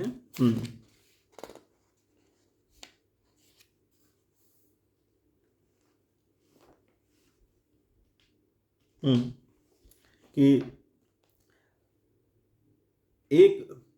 एक बार सरस्वती नदी के पावन तट पर यज्ञ प्रारंभ करने के लिए बड़े बड़े ऋषि मुनि एकत्र होकर बैठे। उन लोगों में इस विषय पर वाद विवाद चला कि ब्रह्मा, शिव और विष्णु में सबसे बड़ा कौन है। तो ब्रह्मा, शिव और विष्णु में सबसे बड़ा कौन है? विष्णु मतलब समझना चाहिए कृष्ण, विष्णु नारायण कृष्ण एक ही हैं, अभिन्न है वो। तो इसमें बड़ा कौन है? तो इस परीक्षा के लिए वो लोग चुने भृगु मुनि को। वो बहुत बुद्धिमान व्यक्ति हैं वो, तो उनको चुना गया कि आप परीक्षा करके बताइए कि तीनों में सबसे बड़ा कौन है। तो भृगु मुनि जब भृगु जी को जब ये परीक्षा का दायित्व दिया गया, तो भृगु जी ने बहुत ही एक जो क्राइटेरिया उन्होंने डिसाइड किया कि क्या किस क्राइटेरिया पे मैं परीक्षा लूँगा, तो क्रोध को क्राइटेरिया बनाया। क्यों?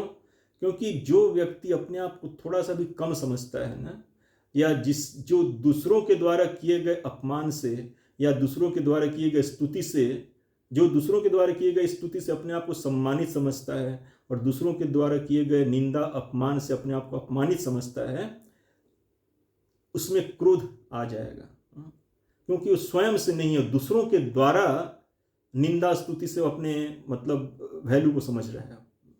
तो उन्होंने क्रोध को क्राइटेरिया बनाया।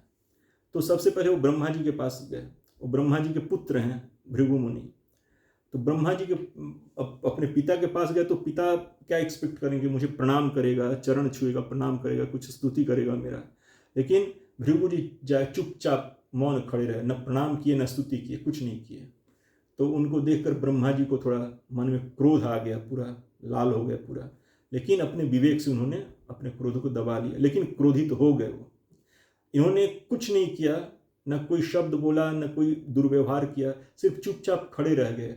अपने पिता ब्रह्मा का उन्होंने प्रणाम भी नहीं किया और स्तुति भी नहीं किया। तो कोई अपशब्द नहीं कहा और न कोई दुर्व्यवहार किया अपने हाथ पैर से, सिर्फ वो उनको प्रणाम नहीं किया और उनका स्तुति नहीं किए। तो इतने से ही ब्रह्मा जी क्रोधित हो गए भीतर भीतर, लेकिन अपने क्रोध को उन्होंने अपने विवेक से दबा लिया। तो यहाँ परीक्षा वो देख लिया भृगु जी ने। फिर यहाँ से चले महादेव जी शिव जी के पास। तो वहाँ पे थोड़ा सा परीक्षा को और बड़ा कर दिया। क्यों? क्योंकि शिव जी ब्रह्मा जी से मतलब पोजीशन में बड़े हैं। तो वहाँ परीक्षा को थोड़ा उन्होंने और कठिन कर दिया। कैसे किया कि अब क्योंकि शिव जी भी ब्रह्मा जी से ही प्रकट हुए हैं, तो भी ब्रह्मा जी के पुत्र हैं और भृगु जी भी ब्रह्मा जी के पुत्र हैं, तो दोनों भाई हुए। तो अपने भाई को देखकर शिव जी अपने स्थान से उठकर प्रसन्न होकर खुश होकर उनको गले लगाने के लिए गए। तो भृगु जी तो परीक्षा लेने के लिए गए थे, तो उन्होंने तो उनका अपमान कर दिया वचन से, क्या अरे आप रहने दो, दूर रहो दूर रहो, आप वेद का पालन नहीं करते हो, नहाते धोते नहीं हो इत्यादि, आप गंदे हो, दूर रहो। इस तरह से उन्होंने उनका कुछ अपमान कर दिया। तो शिव जी बहुत क्रोधित हो गए, त्रिशूल तान लिया उन्होंने मारने के लिए। तो लेकिन पार्वती जी ने उन्हें रोका, तो फिर वो समझ गए। तो यहाँ भी परीक्षा हो गया, क्रोधित ब्रह्मा जी भी हो गए और ब्रह्मा जी से थोड़ा ज़्यादा कठिन परीक्षा में शिव जी भी क्रोधित हो गए। और फिर वो विष्णु के पास गए क्षीर सागर में। तो वहाँ देखिए वहाँ क्या गए,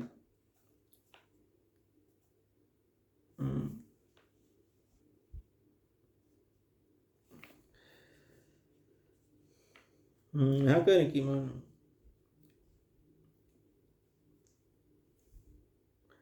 उस समय भगवान विष्णु लक्ष्मी जी की गोद में अपना सिर रखकर लेटे हुए थे। भृगु जी जब भृगु जी विष्णु जी के पास पहुंचे तो उस समय भगवान विष्णु लक्ष्मी जी की गोद में अपना सिर रखकर लेटे हुए थे। भृगु जी ने जाकर उनके वक्ष स्थल पर एक लात कस कर जमा दी।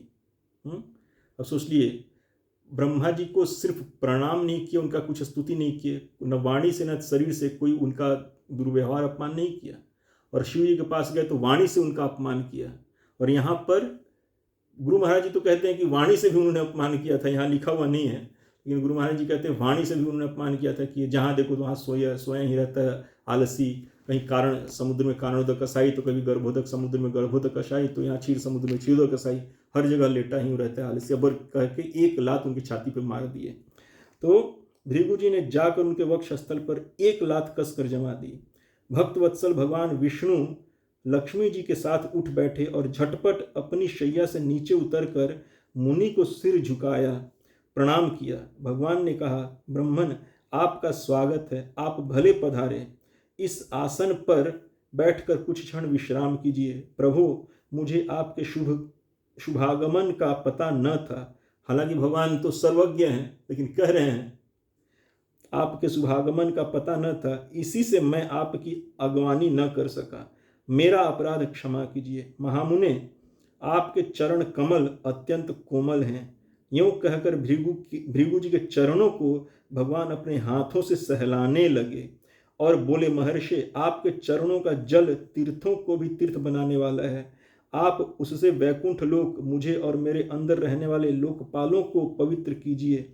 भगवान, आपके चरण कमलों के स्पर्श से मेरे सारे पाप धुल गए।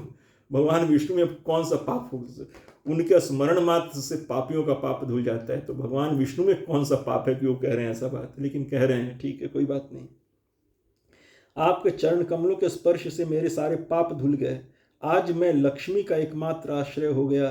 अब आपके चरणों से चिन्हित मेरे वक्ष स्थल पर लक्ष्मी सदा सर्वदा निवास करेंगी। श्री सुखदेव जी कहते हैं कि जब भगवान ने अत्यंत गंभीर वाणी से इस प्रकार कहा, तब भृगु जी परम सुखी और तृप्त हो गए, क्योंकि उन जानते थे, लेकिन परीक्षा से उनको ये बात को साबित करना था सबके सामने।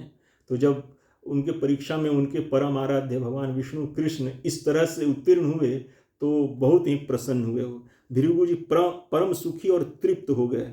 भक्ति के उद्रेक से उनका गला भर आया, आंखों में आंसू छलक आए और वे चुप हो गए। परीक्षित, भृगु जी वहां से लौटकर ब्रह्मवादी मुनियों के सत्संग में आए और उन्हें ब्रह्मा, शिव और विष्णु भगवान के यहाँ से जो कुछ अनुभव हुआ था वह सब कह सुनाया।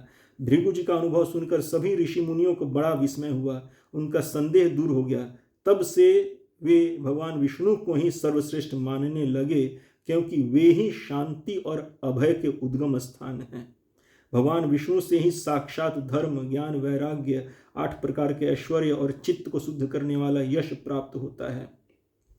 फिर सुखदेव जी कहते हैं, परीक्षित, सरस्वती तट के ऋषियों ने अपने लिए नहीं, मनुष्यों का संशय मिटाने के लिए ही ऐसा युक्ति रची थी। ध्यान दीजिएगा इस बात पे कि परीक्षित, सरस्वती तट के ऋषियों ने अपने लिए नहीं, मनुष्यों का संशय मिटाने के लिए ऐसी युक्ति रची थी।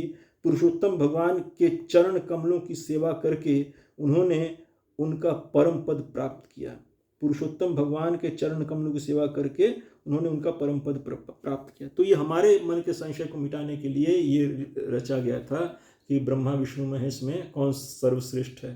तो इस तरह से भगवान विष्णु का, कृष्ण का जो व्यवहार देखा भृगु ने, तो उनका हृदय पूरा गदगद हो गया। अति तृप्त, अति संतोष का उनको हृदय में फीलिंग हुआ कि जो मैं चाहता था, जो मैं जानता था, वही सत्य साबित हुआ। इसके बारे में कहा भी जाता है कि क्षमा बड़न को चाहिए छोटन को अपराध, क्षमा बड़न को चाहिए छोटन को अपराध, क्या विष्णु को घट गयो जो भृगु ने मारी लात। तो जो सबसे बड़ा है उसका क्या घट सकता है, वो स्वयं भगवान है। उनका हमारे निंदा से न वो घट जाते हैं, ना हमारे स्तुति से वो बढ़ जाते हैं। वो स्वयं भगवान है, उनका भगवत्ता स्वयं से है, किसी और के द्वारा उनका भगवत्ता नहीं है। तो इस बात को हमको समझना चाहिए। अच्छा, और एक दो चीज़ बताना चाहते हैं। जैसे अन्य शास्त्रों में किसी इष्ट को बड़ा दिखाने के लिए उसमें विष्णु को, कृष्ण को छोटा दिखा दिया जाता, अपमानित किया जाता है उनको। लेकिन भागवत में मैं 2 इंस्टेंस आपको पढ़कर सुनाऊंगा, थोड़ा ध्यान से सुनिएगा उसको, भगवान कैसा व्यवहार करते हैं।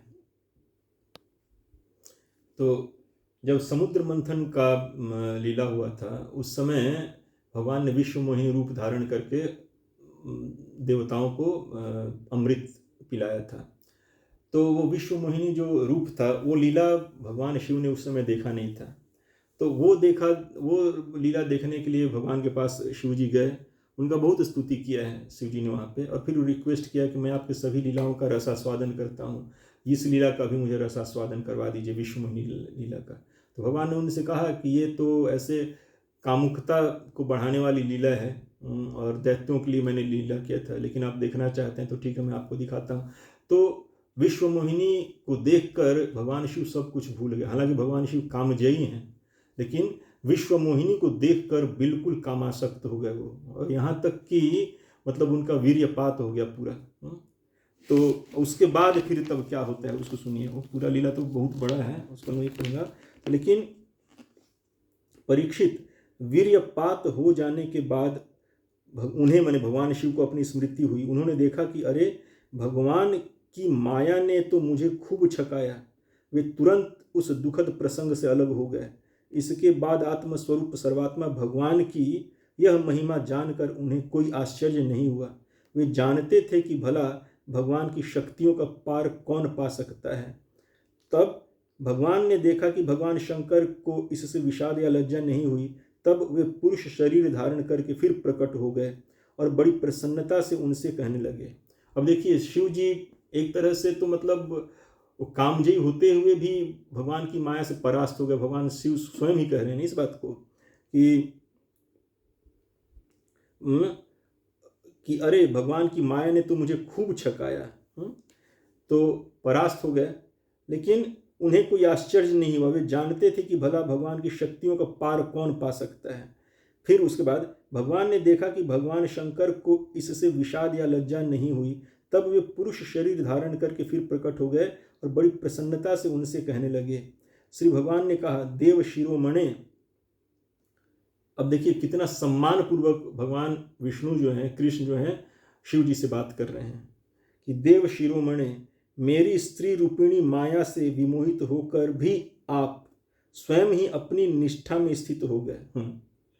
मेरी स्त्री रूपिणी माया से विमोहित होकर आप भी नहीं, मेरी स्त्री रूपिणी माया से विमोहित होकर भी आप स्वयं ही अपनी निष्ठा में स्थित हो गए। यह बड़े ही आनंद की बात है। मेरी माया अपार है, वह ऐसे ऐसे हाव भाव रचती है कि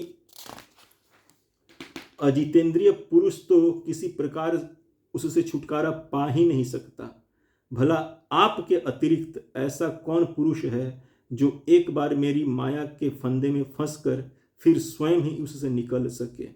यद्यपि मेरी यह गुणमयी माया बड़ों को मोहित कर देती है, फिर भी अब यह आपको कभी मोहित नहीं करेगी, क्योंकि सृष्टि आदि के लिए समय पर उसे क्षोभित करने वाला काल मैं ही हूँ। इसलिए मेरी इच्छा के विपरीत वह रजोगुण आदि की सृष्टि नहीं कर सकती।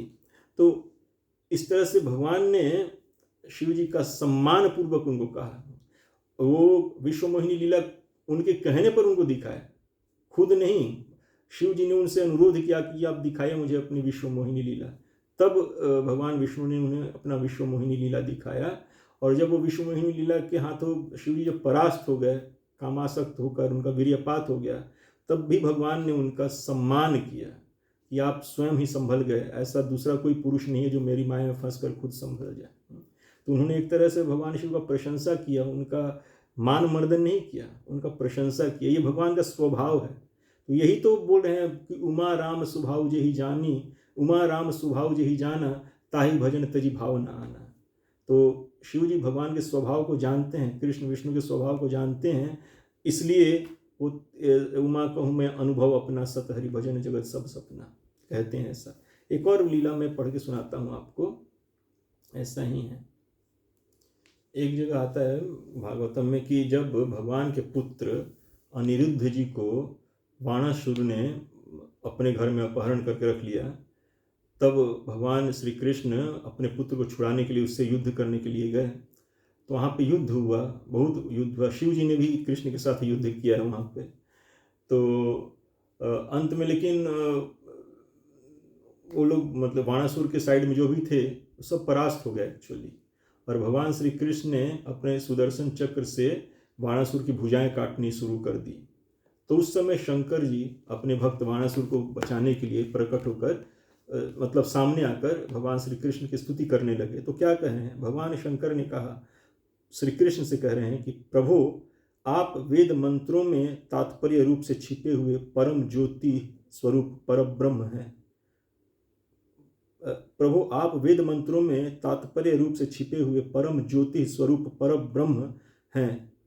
शुद्ध हृदय महात्मा गण आपके आकाश के समान सर्वव्यापक और निर्विकार स्वरूप का साक्षात्कार करते हैं। आकाश आपकी नाभि है, अग्नि मुख है और जल वीर्य है। स्वर्ग सिर, दिशाएं कान और पृथ्वी चरण है। चंद्रमा मन, सूर्य नेत्र और मैं शिव आपका अहंकार हूँ। समुद्र आपका पेट है और इंद्र भुजा। मैं शिव आपका अहंकार हूँ। समुद्र आपका पेट है और इंद्र भुजा। धान्यादि औषधियाँ रोम हैं, मेघ केश है और ब्रह्मा बुद्धि। प्रजापति लिंग हैं और धर्म हृदय। इस प्रकार समस्त लोक और लोकांतरों के साथ जिसके शरीर की तुलना की जाती है वे परम पुरुष आप ही हैं। मतलब श्री कृष्ण जी को कह रहे हैं। अखंड ज्योति स्वरूप परमात्मन आपका यह अवतार धर्म की रक्षा और संसार के अभ्युदय अभिवृद्धि के लिए हुआ है। हम सब भी आपके प्रभाव से प्रभावान्वित होकर सातों भुवनों का पालन करते हैं। आप सजातीय विजातीय और स्वगत भेद से रहित हैं, एक और अद्वितीय आदि पुरुष हैं। मायाकृत जागृत स्वप्न और सुषुप्ति इन तीनों अवस्थाओं में अनुगत और उनसे अतीत तुरीय तत्व भी आप ही हैं। आप किसी दूसरी वस्तु के द्वारा प्रकाशित नहीं होते बल्कि स्वयं प्रकाश हैं। आप सबके कारण हैं। आप यानी कृष्ण आप सबके कारण हैं, परंतु आपका न तो कोई कारण है और न तो आप में कारणपना ही है। भगवान, ऐसा होने पर भी आप तीनों गुणों की विभिन्न विषमताओं को प्रकाशित करने के लिए अपनी माया से देवता, पशु, पक्षी, मनुष्य आदि शरीरों के अनुसार भिन्न भिन्न रूपों में प्रतीत होते हैं। फिर आगे कहते हैं, और भी स्तुति है, तो फिर आगे कहते हैं कि प्रभु, आप समस्त प्राणियों के आत्मा, प्रियतम और ईश्वर हैं। जो मृत्यु का ग्रास मनुष्य आपको छोड़ देता है और अनात्म दुख रूप एवं तुच्छ विषयों में सुख बुद्धि करके उनके पीछे भटकता है, वह इतना मूर्ख है कि अमृत को छोड़कर विष पी रहा है। मैं, ब्रह्मा, सारे देवता और विशुद्ध हृदय वाले ऋषि मुनि सब प्रकार से और सर्वात्म भाव से आपके शरणागत हैं, क्योंकि आप ही हम लोगों के आत्मा, प्रियतम और ईश्वर हैं। आप जगत की उत्पत्ति, स्थिति और प्रलय के कारण हैं। आप यानी श्री कृष्ण, आप श्री कृष्ण ही जगत की उत्पत्ति, स्थिति और प्रलय के कारण हैं। आप सब में सम, परम शांत, सबके सुहृद, आत्मा और इष्ट देव हैं। आप एक अद्वितीय और जगत के आधार तथा अधिष्ठान हैं। आप एक अद्वितीय और जगत के आधार तथा अधिष्ठान हैं। हे प्रभु, हम सब संसार से मुक्त होने के लिए आपका भजन करते हैं। देव, यह बाणासुर मेरा परम प्रिय कृपा पात्र और सेवक है। मैंने इसे अभयदान दिया है। प्रभु, जिस प्रकार इसके परदादा दैत्यराज प्रहलाद पर आपका कृपा प्रसाद है, वैसा ही कृपा प्रसाद आप इस पर भी करें। देखिए, भगवान शिव भगवान श्री कृष्ण से इस तरह स्तुति कर रहे हैं अपने भक्त बाणासुर की रक्षा के लिए। तब देखिए भगवान श्री कृष्ण का क्या कहें, उनका जवाब सुनिए आप।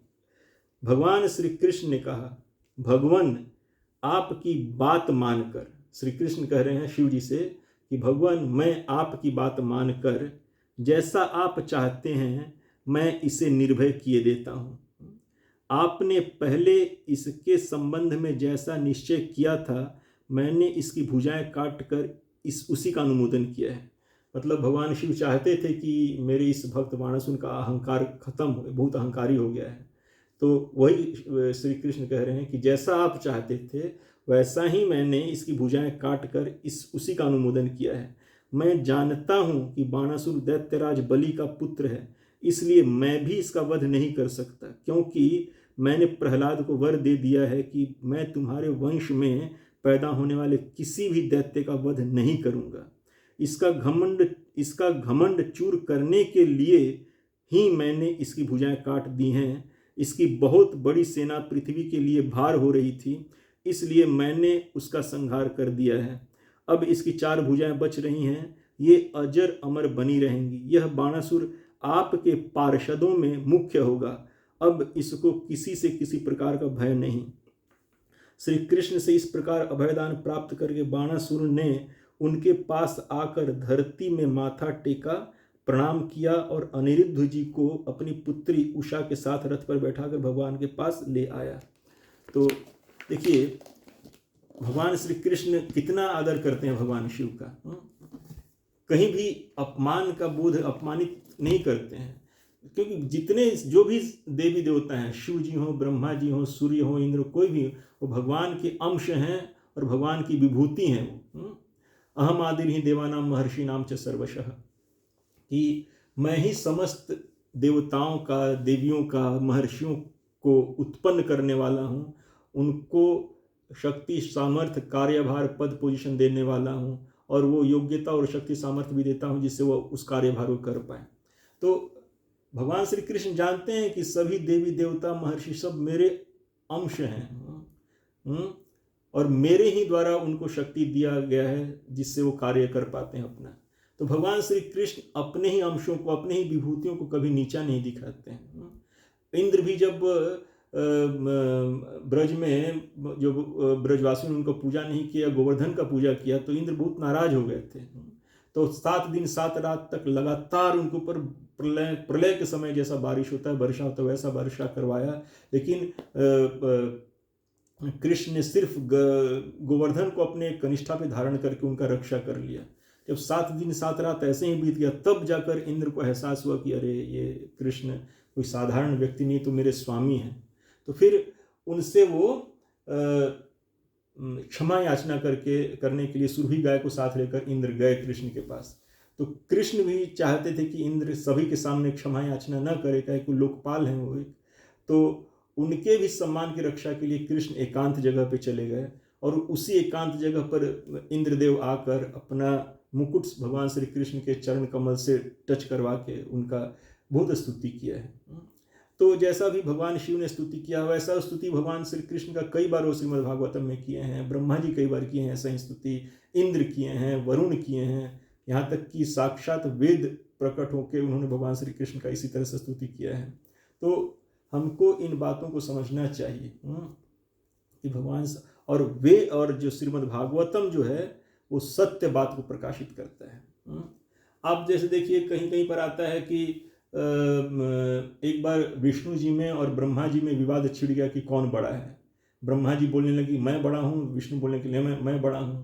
तो उस समय शिव जी एक उसके रूप में प्रकट हुए, क्या कहते हैं, ज्योति लिंग के रूप में प्रकट हुए, और उनको बोले कि जो छोर को जो पहले ढूंढ कर लाएगा वही बड़ा हुआ। तो उसमें कहा गया कि कोई ढूंढ कर नहीं ला पाया। शिव के आदि अंत को कोई नहीं जान पाया, ब्रह्मा और विष्णु में से कोई भी।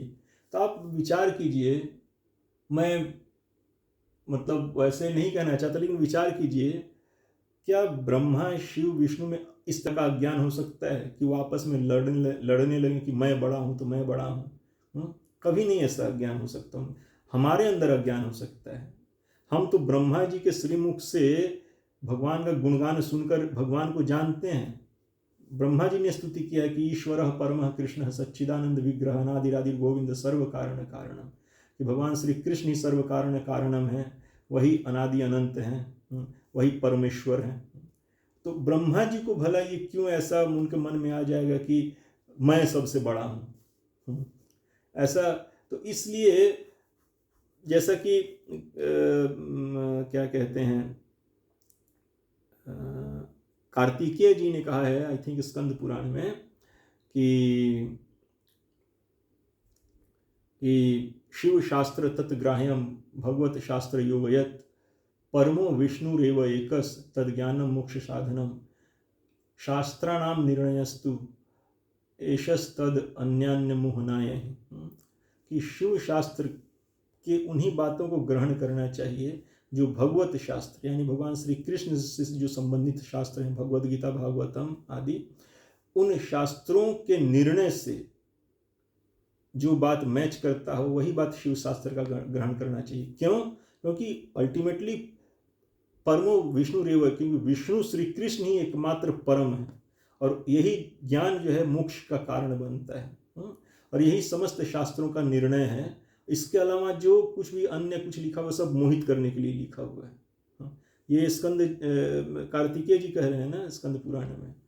तो क्या मोहित करने के लिए है, और क्या वास्तव में जो मोहित करने के लिए वो कैतव धर्म है, और जो पूर्ण सत्य को प्रकाशित करता है, वास्तविक परम सत्य को प्रकाशित करता है, वो भागवत धर्म है। ये हमको ध्यान रखना चाहिए।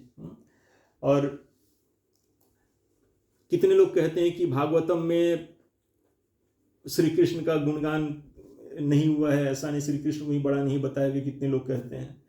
तो जब भागवतम नारद मुनि के आदेश से जब व्यासदेव ने भागवत रच लिया, तो 1.7 श्रीमद् भागवत के प्रथम स्कंद के 7वें अध्याय के 7वें श्लोक में लिखा हुआ है कि यस्याम वै श्रूयमाणायाम कृष्णे परम पुरुषे भक्तिर उत्पद्यते पुंसाम शोक मोह भयापह, कि इस श्रीमद् भागवत ग्रंथ के श्रवण मात्र से ही परम पुरुष भगवान श्री कृष्ण में भक्ति उत्पन्न हो जाती है हृदय में, और जीव कृष्ण भावना भावित हो जाता है, ज्ञान से उसका हृदय प्रकाशित हो जाता है, तो अज्ञान जनित शोक मोह भय का नाश हो जाता है उसके हृदय से। तो इसका मतलब वही ना, यत्र प्रतिपदम कृष्णम गीयते बहुदर्शी भी, पुराणेषु तु सर्वेषु श्रीमद्भागवतम परम यत्र प्रतिपदम कृष्णम गीयते बहुदर्शी भी। तो भागवत के प्रतिपद में श्री कृष्ण का ही गुणगान हुआ है अनेकों अनेकों तत्वदर्शियों के द्वारा। तभी तो भागवत पढ़ने मात्र से, सुनने मात्र से भगवान श्री कृष्ण के प्रति जो है भक्ति हृदय में प्रकट हो जाती है। लेकिन उसके लिए श्रद्धा चाहिए। बिना श्रद्धा के, बिना भक्ति भावना के आप पढ़ेंगे तो नहीं होगा। मैं कितने लोगों को जानता हूँ जो कहते हैं कि हम डेली भागवत पढ़ते हैं, भागवत गीता पढ़ते हैं, लेकिन किसी और इष्ट को पूछते हैं। श्री कृष्ण को अपना इष्ट नहीं मानते, वो किसी और को अपना इष्ट मानकर पूछते हैं, और लेकिन कहते हैं कि हम डेली भागवत गीता भागवतम पढ़ते हैं। मैं डेली भागवत गीता भागवतम पढ़ता हूँ, भागवत पढ़ाता हूँ, लेकिन ब्रह्मा विष्णु महेश और श्री कृष्ण मात्र एक अवतार भर है।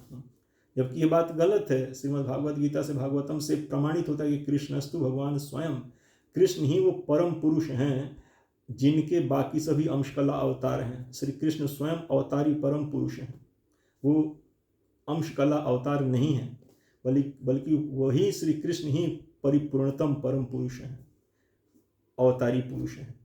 सारे अवतार भगवान श्री कृष्ण से ही निकलते हैं। तो इन सब बातों को ध्यान रखना चाहिए।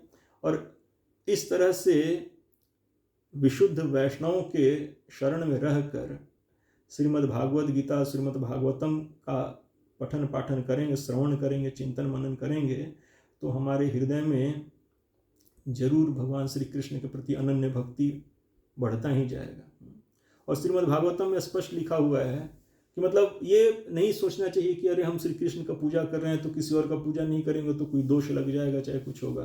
तो श्रीमद् भागवतम में स्पष्ट, आई थिंक 11वें 1:3:28 में, एक मिनट रुकिए मैं बताता हूँ, वो मुझे श्लोक अभी मिल नहीं रहा है, कि स्पष्ट लिखा हुआ है श्रीमद् भागवतम में कि जो भगवान श्री कृष्ण मुकुंद के प्रति पूर्णतया समर्पित है, वो अपने समस्त घर परिवार, पितरों, देवी देवताओं, ऋषियों, सब किसी के ऋण से मुक्त है। वो किसी के अधीन नहीं है। जो भगवान श्री कृष्ण के अधीन है, मुकुंद के अधीन है, वो किसी और के अधीन है ही नहीं। यह स्पष्ट लिखा हुआ है। तो जो भगवान श्री कृष्ण से जुड़ गया, वास्तव में उसके लिए बाकी कुछ नहीं रह गया। वो किसी और के प्रति उसका कोई जिम्मेदारी बचा ही नहीं रहता है। जैसे उदाहरण दिया गया है भागवत में ही कि जैसे पेड़ के जड़ में यदि आप जल डाल देते हैं, पानी डाल देते हैं, तो पेड़ के जड़ में पानी डालने से वो हर एक पत्ता, टहनी, सब जगह पहुंच जाता है वो पानी। आपको हर टहनी पत्ते पे जाके पानी डालने की जरूरत नहीं है। जड़ में डाल दिए पानी, बस हो गया, पूरे वृक्ष को जल मिल गया। वैसे ही पेट को भोजन दे दिए, पेट में भोजन चला गया तो हाथ पैर को अलग से भोजन देने का जरूरत नहीं है। तो वैसे ही वो जड़, वो पेट भगवान श्री कृष्ण है जिससे सबका पोषण होता है। तो इस बात को जानने समझने से भगवान श्री कृष्ण के प्रति जो अनन्य भक्ति है वो और दृढ़ होती जाती है। अभी 31 अगस्त को राधाष्टमी है, तो उससे पहले एक और वीडियो इस टॉपिक पे बना के फिर इस सीरीज को कंक्लूड करेंगे। तो आप लोगों ने यदि पहला पार्ट नहीं देखा होगा तो उसको भी एक बार समय निकाल के देख लीजिएगा। मैं कोशिश करूँगा उसका लिंक कमेंट सेक्शन में दे दूँ। तब तक हरे कृष्णा, जय श्रील प्रभुपाद, जय गुरु महाराज जी। तो इस तरह से निश्चिंत होकर, पूर्ण तरह आत्मविश्वासी होकर, पूरे कॉन्फिडेंस के साथ भगवान श्री कृष्ण का अनन्य भाव से भजन भक्ति कीजिए।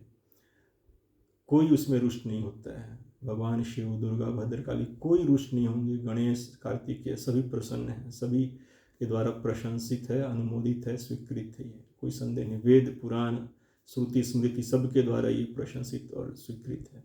सबसे बड़ा तो सब परम ग्रंथ श्रीमद् भागवत गीता स्वयं ही प्रमाण है इस बात के। भागवत गीता, श्रीमद् भागवतम का जो अंतिम, जो लोग कहते हैं इस बार ये कहते हैं कि ओम नमो भगवते वासुदेवाय, जो श्रीमद् भागवतम का शुरुआत में लिखा, बिल्कुल शुरुआत में जो लिखा हुआ है ओम नमो भगवते वासुदेवाय या सत्यम परम धीमहि, भगवान श्री कृष्ण के लिए नहीं है। तो उनको भागवतम का जो अंतिम श्लोक है उस पर ध्यान देना चाहिए कि क्या है श्रीमद् भागवतम का अंतिम श्लोक, नाम संकीर्तनम यस्य सर्व पाप प्रणाशनम प्रणाम दुख समनस्तम नमामि हरिम परम। नाम संकीर्तनम यस्य सर्व पाप प्रणाशनम प्रणाम दुख समनस्तम नमामि हरिम परम। जिसके नाम संकीर्तन से सारे पाप ताप नष्ट हो जाते हैं और जिनको प्रणाम करने मात्र से सारे दुख दर्द नष्ट हो जाते हैं, उन परम हरि को मैं प्रणाम करता हूँ। और हरि कौन है? कृष्ण। कृष्णो हवै हरि परमो देव, ये ऋग्वेदीय राधिकोपनिषद में कहा गया है कि कृष्णो हवै हरि परमो देव। और श्री कृष्ण को बार बार श्रीमद् भागवतम में कई जगह हरि कह के संबोधित किया जाता है।